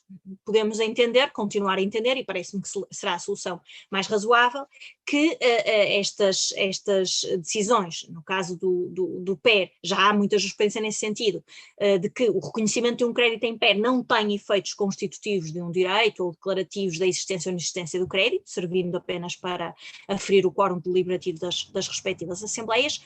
Embora esta jurisprudência não seja unânime, a professora Catarina Serra nos seus escritos também alerta para isso mesmo, portanto há jurisprudência em sentidos divergentes, mas parece-me que esta jurisprudência será mais acertada também neste caso no âmbito do PEV, até porque recorde-se que no âmbito do PEV a prova será apenas documental, artigo 9º, número 4, a linha A, e o juiz, se eventualmente lhe chegar uma questão de impugnação de um determinado crédito, terá um prazo curto para decidir, terá pouca prova produzida e, portanto, naturalmente a decisão parece-me, não é compaginável com uma decisão definitiva sobre a constituição do crédito, particularmente dos créditos laborais.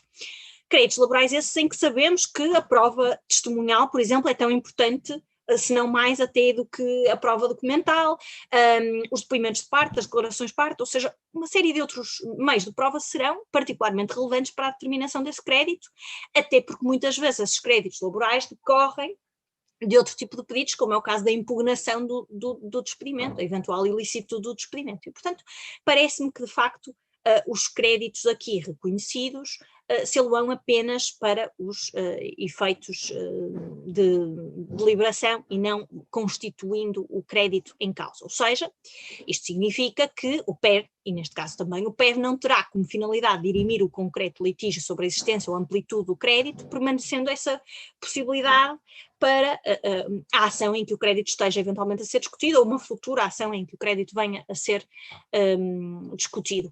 O que permite também resolver o problema do risco do decurso de prazos para a tutela dos trabalhadores, em particular os prazos de impugnação, de experimento ou reclamação de créditos laborais, que são prazos, em regra, particularmente curtos. Acontece que mantém-se neste regime do PEV uma redação que também já existia no âmbito do PER, a propósito dos efeitos da sentença de homologação do acordo de viabilização, no artigo 8º, número 1, a linha A, em que se mantém a referência à instauração das ações para cobrança de dívidas, esta expressão que gera tanta discussão na doutrina e na jurisprudência, continua a ser a mesma expressão, portanto continuamos a discutir os mesmos problemas a propósito desta expressão, e depois continua a dizer-se que, homologado o acordo de viabilização, vão extinguir-se as ações, a menos que o acordo preveja a sua continuação ou quando os créditos em causa não estiverem abrangidos pelo acordo. Ora, isto já o dizia eu em relação ao PER e continuo a dizê-lo em relação ao PEV, isto é um problema para os créditos laborais, porquanto, na verdade, se a decisão que aqui é preferida não é constitutiva do crédito, o crédito pode até, eventualmente, nem ser líquido, ser um crédito ainda por liquidar, por quantificar, de facto não me parece que a extinção dos processos laborais em que os mesmos estejam a ser discutidos seja uma solução adequada ao caso dos créditos laborais. Portanto, se houver uma ação que, entretanto, eventualmente tenha sido suspensa, parece-me que a ação deve retomar. Claro que esse crédito que venha a ser definido nessa ação laboral Claro que esse crédito, em princípio, vai aplicar-se, em sede de pagamento do crédito, vai aplicar-se o acordo homologado, portanto não há dúvidas quanto a isso, mas não parece que, em termos de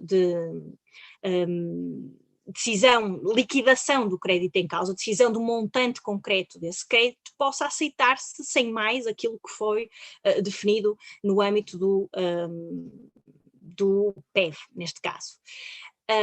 Portanto, continua a parecer-me que esta extinção automática, digamos assim, das ações não será uma boa solução no caso das ações laborais, até porque por questões de aproveitamento processual, naturalmente, em que se a ação eventualmente já está interposta, não faz sentido que ela termine para depois se iniciar uma outra, naturalmente. Parece-me, mais uma vez, que também aqui no PEV não se tinha em mente créditos litigiosos discutíveis e, portanto, há esse problema. Depois há também uma questão que tem a ver com a questão com a previsão dos créditos sob condição. Reparem que o artigo 7º, número 1, a linha C, nos diz que o devedor tem que fazer uma relação por ordem alfabética de todos os credores, incluindo condicionais, com uma série de datas. E, portanto, fica aqui muito claro que o devedor tem que indicar desde logo os créditos sob condição. Pode discutir-se aqui se os créditos laborais poderiam estar aqui incluídos, designadamente os créditos, quando o devedor pondere, por exemplo, levar a cabo um despedimento coletivo ou outras formas de cessação contratuais, se não será obrigatório, e parece-me que sim, que o devedor preveja desde logo, neste momento, estes créditos sob condição destes trabalhadores. Parece-me que isso decorre aqui da norma, apesar de não serem créditos vencidos, são créditos, na maior parte dos casos, os créditos laborais são créditos vencentes ou créditos sob condição suspensiva, mas parece-me que o legislador quis que eles fossem desde logo arrolados, digamos assim, por parte do devedor nesta fase, dando-lhes também o direito de voto previsto aqui no PEV. E isto é particularmente relevante, porque não estava propriamente resolvido no PER e havia aqui problemas em termos de timings para o caso dos despedimentos coletivos, por exemplo. Porque um despedimento coletivo que seja iniciado antes do processo, nesse caso, parece mais evidente que o crédito deva ser arrolado, digamos assim, relacionado por parte do devedor, para uma cessação que seja apenas expectável ou que seja parte até do plano de reestruturação da empresa, já resultam mais dúvidas. Em qualquer dos casos, eu acho sempre prudente que os créditos dos trabalhadores sejam desde logo arrolados, em qualquer dos casos, ainda que sob condição, e que lhes seja dada essa possibilidade de votação.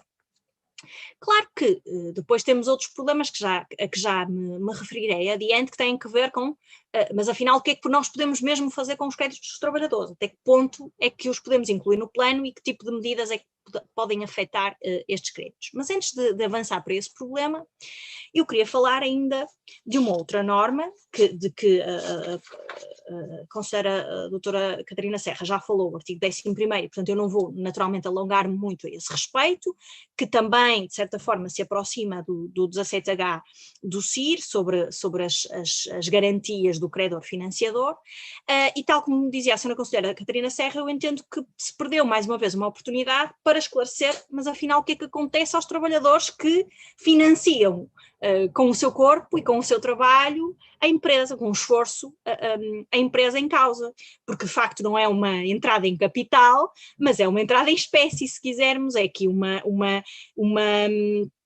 um financiamento através do compromisso do trabalhador de continuar ao serviço daquela empresa e muitas vezes com afetação dos seus créditos pelo próprio plano, e créditos em regra vencidos para aqueles trabalhadores que se encontram a laborar,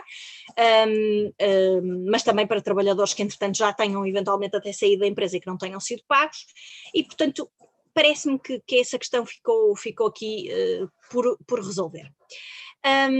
Quanto a essa disponibilização então dos meios financeiros, já no passado discutimos muito esta questão quer eu, quer a professora Catarina Serra, esta questão do papel dos trabalhadores, mas parece-me que infelizmente eles continuam aqui esquecidos, e até, eu digo infelizmente, e até em desacordo com a ideia da diretiva que é um pouco mais protetora dos trabalhadores no que esta matéria diz respeito, aliás, o artigo 18 de que a senhora conselheira Catarina Serra falava há pouco, o 18º, número 4, a linha C da diretiva, fala precisamente na proteção de outras transações, e que transações são essas? Entre outras, o pagamento do salário dos trabalhadores por trabalho já executado, sem prejuízo de outras formas de proteção dos trabalhadores, mas de facto a diretiva já prevê essa proteção dos salários dos trabalhadores.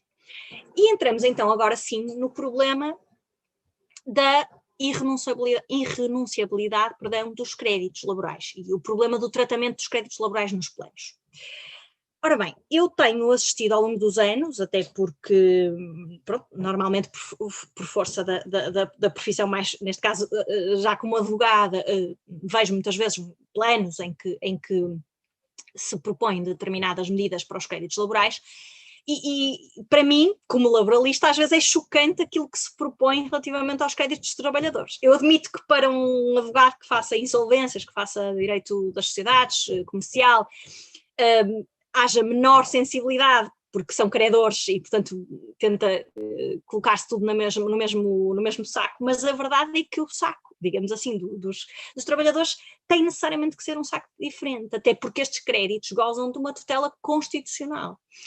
São créditos particularmente protegidos. É a Constituição que o diz, desde logo, gozam de garantias especiais, e depois na legislação laboral, não só no Código de Trabalho, mas em diversos diplomas avulsos, há inúmeras formas, inúmeros meios de proteção dos créditos laborais.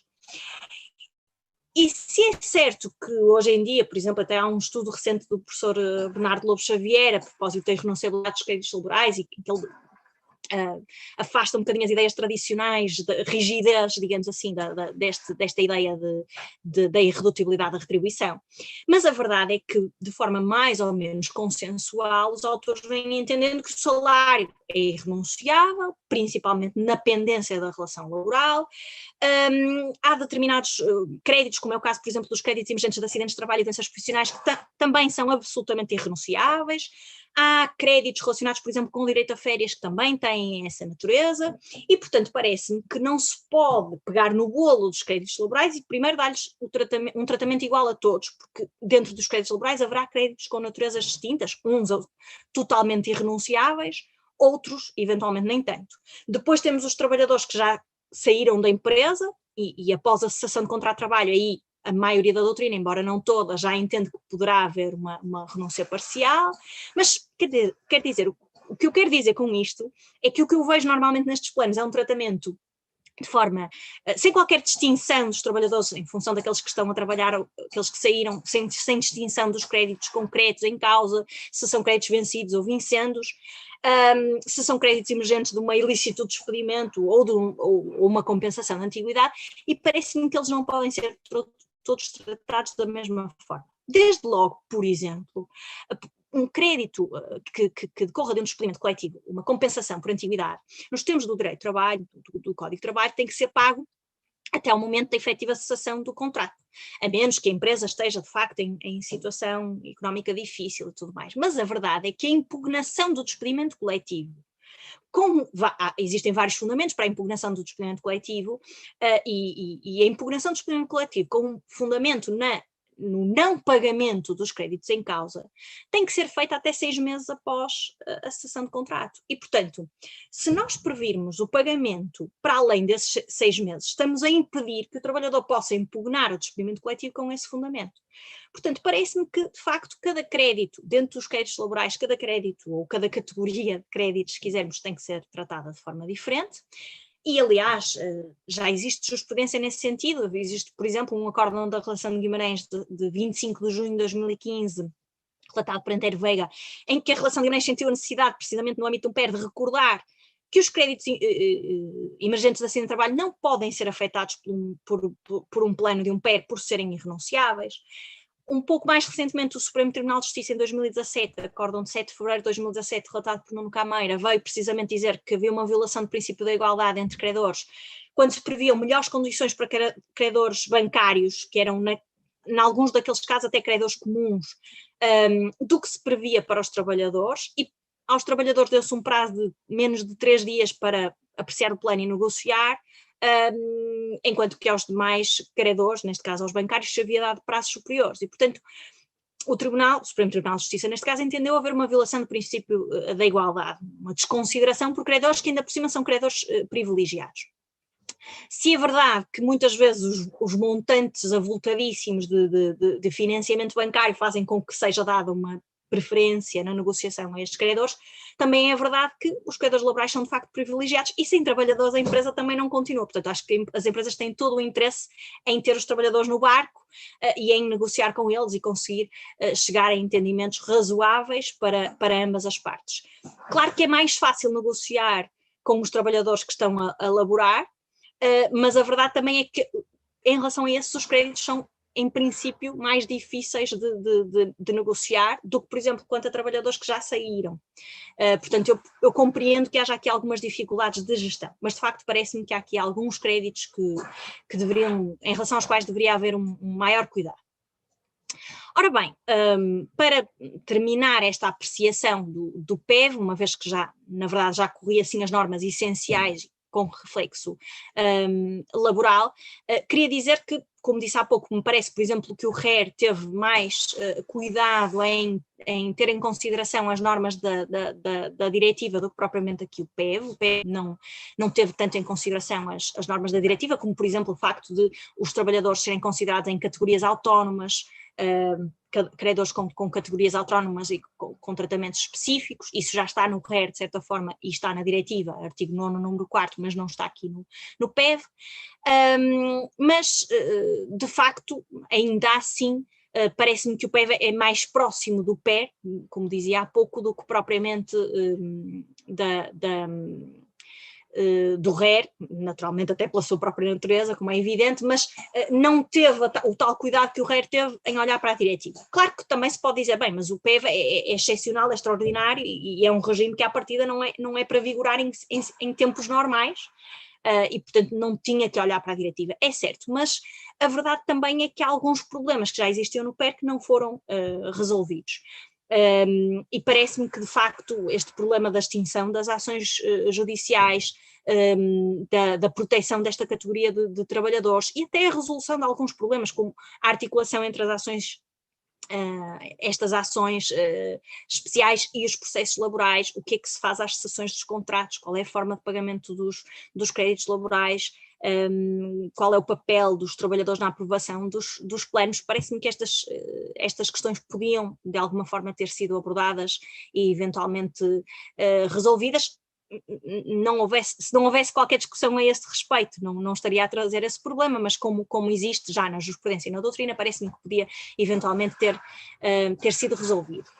Um último pormenor que quero referir, que me parece interessante na proposta diretiva e que ainda não foi acolhida pelo nosso legislador, mas acho que vai ter que ser mais cedo ou mais tarde, pelo menos quando da transposição da diretiva, é o facto de, na diretiva, se propor que só possa haver suspensão das ações quanto aos credores laborais, na parte ou na medida em que o pagamento dos valores em causa esteja assegurado por outra via. A redação final da diretiva não corresponde exatamente à redação da proposta diretiva e até traz aqui alguns problemas. As expressões que são usadas pela diretiva não são muito claras, mas se lermos e interpretarmos à luz da história da diretiva, basicamente o que parece que o legislador quis foi garantir que os trabalhadores só possam ver as suas ações suspensas na parte em que os seus créditos estejam garantidos por outra via. Por exemplo, entre nós, a garantia através do Fundo de Garantia Salarial. Vamos imaginar que o trabalhador tem uma ação no valor de 15 mil euros.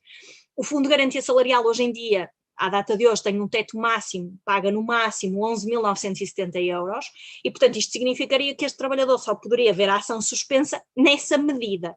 Parece que é isso que a diretiva nos quer dizer, no fundo.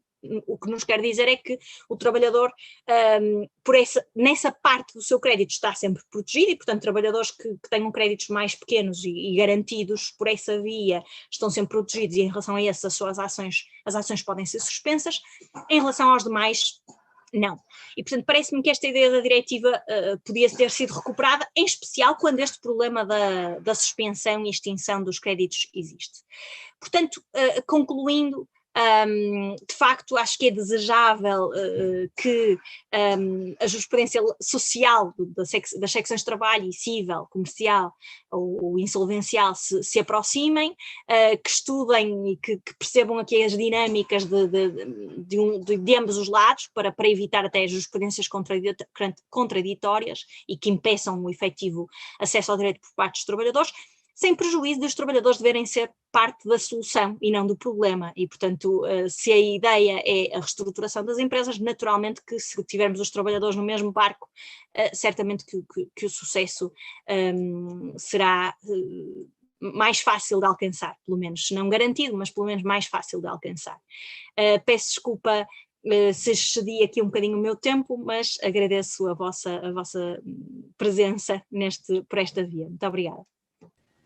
Muito obrigada, Sra. Professora Ana Cristina, e as nossas ilustres preletoras foram excepcionais, quer nas suas apresentações, quer no cumprimento do tempo devido para o efeito. E, portanto, restam-nos agora estes minutos finais até às 17 para o debate. Olhando aqui para o Q&A, temos aqui uma primeira pergunta para a Sra. Professora Maria de Fátima Ribeiro. Não sei se consegue, Sra. Professora... Sim, já consigo ler, já estive aqui a ler. Pronto, muito bem. Ora bem, e esta pergunta também faz todo sentido, porque é mais uma das questões que esta legislação nos deixa. Porquê? Porque, de facto, a ratio deste processo excepcional é uma ratio e aliás todo o diploma da Lei 75/2020 é de atender às empresas que se encontram numa situação de particular dificuldade por força dos efeitos da pandemia Covid-19. Desculpem. E o âmbito de aplicação é estritamente este. A ratio é estritamente esta. O que é que acontece aqui? Por causa disso, o artigo 6º diz-nos: o processo extraordinário de viabilização, no número 1, destina-se à empresa que comprovadamente se encontre numa situação qualquer, que pode ser insolvência atual, insolvência iminente, situação económica difícil, em virtude da pandemia da doença Covid-19 e ainda seja suscetível de viabilização. Portanto, digamos que o número 1 traça o âmbito de aplicação da figura. Depois, o número 3 estabelece como requisito, e como eu disse há pouco na minha intervenção, no fundo tentando criar aqui um critério objetivo e mais ou menos fácil para deduzir, para, no fundo, fazer presumir que a situação se deve à pandemia Covid-19, esta questão do balanço, não é? No dia 31 de dezembro de 2019, o passivo não ser superior ao ativo para que se possa recorrer a este meio. Portanto, dizendo, bom, se o passivo fosse superior ao ativo, a empresa já estaria em crise independentemente da pandemia e, portanto, não deve estar em condições de recorrer ao PVE. Mas temos um problema, é que o texto número 4 diz-nos assim: em derrogação do número anterior. O PVE pode ser utilizado por qualquer micro ou pequena empresa, desde que preencha as condições seguintes. E então, pergunta-se aqui, a pergunta que é feita por esse autor é, mas então, a empresa podia estar em situação de insolvência antes da pandemia, portanto, as micro e pequenas empresas podem recorrer ao PVE, quer a situação em que se encontram se deva à pandemia, quer não, quer eles estejam em dificuldades por qualquer outra razão. Ora, a resposta a essa questão não é evidente. Eu diria o seguinte, eu diria que aquilo que se afasta é o número 3 e, portanto, a derrogação não é para o número 1, é estritamente para o número 3. E aquilo que o número 3 acrescenta ao número 1, ou aquilo em que o número 3 especifica o número 1 ou acrescenta ao número 1 é não pode ter pendente PER e, de acordo com as normas contabilísticas, tem que ter tido um ativo superior ao passivo a 31 de dezembro de 2019. Portanto, esta é a especificidade do número 3, que é afastada pelo número 4, a meu ver. Agora, pode haver dúvidas, pode. E essas dúvidas são adensadas pela disparidade entre o que está no número 3 e o que está no número 4, a linha A. Porquê? Porque no número 3 diz-se assim: o processo referido no número 1 pode ser utilizado por qualquer empresa que não tenha pendente um PER. Mas não se diz aqui por qualquer empresa que não tenha pendente um processo de insolvência. Então, e se a empresa está num processo de insolvência? Porque, imaginem, estava em insolvência iminente e o administrador apresenta a empresa à insolvência. Como é possível, não é? Nós temos o artigo 3 número 4. E se tiver, não pode recorrer, a lei aqui parece afastar essa possibilidade. Mas o número 4, a linha A, diz, não tenha pendente processo de insolvência nem PER.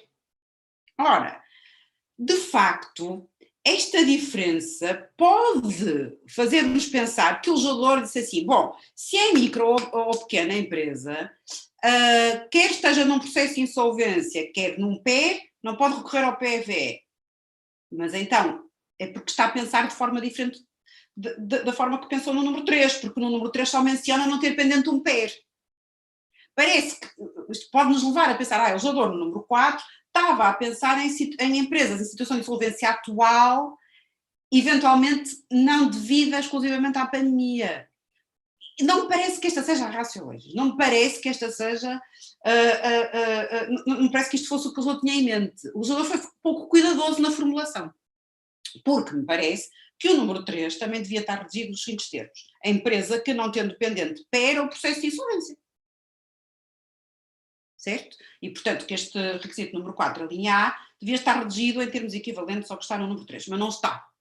E também me parece que quando se diz aqui em derrogação do número anterior, teria sido mais correto estabelecer ou escrever-se em derrogação da parte final do número anterior. Mas o legislador não teve esse cuidado e, portanto, a dúvida é legítima e admito que haja até outras pessoas que tenham um entendimento diferente. Eu, muito honestamente, custa-me estar a estender o âmbito de aplicação para além daquilo que é previsto no artigo 6º, número 1, e em toda a ratio deste diploma, que é, e no objeto do diploma, que é auxiliar as empresas que se encontram em crise por força dos efeitos da pandemia Covid-19. E, portanto, eu restringiria o acesso das micro pequenas empresas ao PVE apenas quando elas apresentem viabilização e os administradores atestem, não é, declarem que a situação de crise em que se encontram é provocada ou enfim, agravada pelos efeitos da pandemia Covid-19. Essa seria a minha resposta. Muito bem, muito obrigada. E agora aqui para a senhora conselheira. Senhora conselheira Catarina Serra, não sei se consegue ter acesso à questão no Q&A. Ora, esta aqui tendo em conta a diretiva, Exato. como estamos, é isto, não é? Estamos a procurar ajuda que vocês tiveram para agilizar e melhorar esta área. Como estamos? Muito bem. Então, respondendo assim incisivamente, margem tem. A margem talvez não seja exatamente por inspiração dos outros legisladores europeus. Eu diria, para a tranquilidade nossa, que os legisladores europeus, pelo menos os legisladores europeus, também eles andam um bocadinho desorientados. E andam desorientados também por força daquilo que aconteceu, da crise Covid-19. E, basicamente, só para dar aqui 2 exemplos, a Alemanha foi eu diria, o único que eu tenho conhecimento até agora, país que transpôs, no dia 1 de janeiro, impertrivelmente transpôs, exemplarmente transpôs a diretiva, como lhe cumpria, até muito atempadamente, com muita margem, com muito conforto na margem temporal, no dia 1 de janeiro de 2021. No entanto, para que fique ilustrado, a Alemanha era dos poucos países que não dispunha de um processo pré-insolvencial. Ora, nós dispomos, pelo menos no que diz respeito a empresas, só no que diz respeito a empresas, de 2 instrumentos pré-insolvenciais. Já não falamos no processo de insolvência, que não é um instrumento propriamente pré-insolvencial, mas a que pode recorrer uma empresa em situação de insolvência iminente, mas temos pelo menos 2 instrumentos. A Itália, por sua vez, é um país que tem um código muito sofisticado, sob muitos pontos de vista, prontíssimo, e que, por força da crise Covid-19, atrasou 1 ano, portanto, até setembro deste ano. Estava previsto para entrar em vigor em agosto do ano passado e só entra em vigor em setembro deste ano o código novíssimo, preparadíssimo para entrar em vigor de que dispõem, por razões que se prendem com a dificuldade previsível que teriam os operadores nesta área, portanto, administradores, advogados, juízes, etc., para se prepararem para aplicar novas normas. Portanto, há uma desorientação generalizada, há quem disponha de instrumentos, há quem esteja formalmente a contemplar já mecanismos para a transposição da diretiva, outros que já os têm prontos, mas que têm receio de os aplicar. Portanto, eu diria que, em termos de direito comparado, estamos tão desorientados como os restantes países. A única coisa que eu apontaria é o seguinte: Enquanto a maioria dos países, nomeadamente dos ordenamentos jurídicos europeus, contempla nos seus processos pré-insolvenciais a divisão das partes afetadas, nem é só dos credores, é das partes afetadas, o que contempla também os sócios, em categorias ou classes. Nós não temos em nenhum processo esse tipo de possibilidade, para já. Mesmo no RERD, que a doutora Ana Cristina Ribeiro Costa falou há pouco, existe uma espécie já de vestígio dessa divisão em classes, mas não é formalmente uma divisão em classes, tal como a prevê a diretiva. E, portanto, porque não temos a divisão em categorias ou em classes, também não temos uma possibilidade ou um instrumento que já começa a ser muito habitual em vários ordenamentos jurídicos europeus, que é aquilo que eu vou dizer em inglês, mas também vou dizer em português, mas que é conhecido em inglês como cross-class cram-down, ou seja, a possibilidade de impor o plano que seja aprovado por uma ou mais categorias de classes às categorias ou classes discordantes. Isto é um mecanismo que facilita muito a homologação de processos, de planos em processos pré-insolvenciais, e isto depende, obviamente, da prévia divisão em categorias. Nós não atendo, também não temos esta possibilidade. Isto seria, digamos assim, de entre outros, mas talvez aquele que eu daria mais destaque, que é a falta maior do ordenamento jurídico português no que diz respeito às características dos nossos processos pré-insolvenciais. Quanto ao resto, estamos bem servidos do ponto de vista da estratégia ou da política legislativa. O que talvez peque, é como eu acho que ficou aqui amplamente ilustrado, é a técnica legislativa e a clareza, enfim, que não permite a interpretação tão clara e tão rápida quanto seria desejável das normas, e, portanto, a sua aplicação fica um pouco aquém daquilo que seria desejável. Mas é isto que eu diria, muito breve, é isto que eu diria. Muito obrigada. Mais uma vez, para já, não temos aqui mais nenhuma questão no Q&A, nem no bate-papo, e estamos a cumprir na íntegra o horário estabelecido. Portanto, fomos, o que é de facto notável.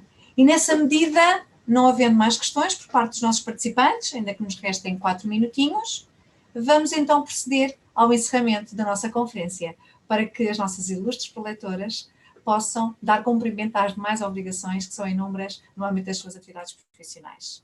E nessa medida, se me permitem então, dizer o seguinte: o caminho da adequada solução ao caso concreto, que tem por fito a justiça, exige uma lucidez na análise do quadro legislativo em vigor, que apenas se torna possível com o trilho que por aqui também se percorreu, com as vossas ilustres preleções. O Conselho Regional da Madeira da Ordem dos Advogados agradece à Sra. Conselheira Catarina Serra, à Sra. Professora Maria de Fátima Ribeiro e à Sra. Professora e colega Ana Cristina Ribeiro Costa este momento de partilha de elevada qualidade que nos auxiliarão numa interpretação mais lúcida e eficiente do instrumento PEV.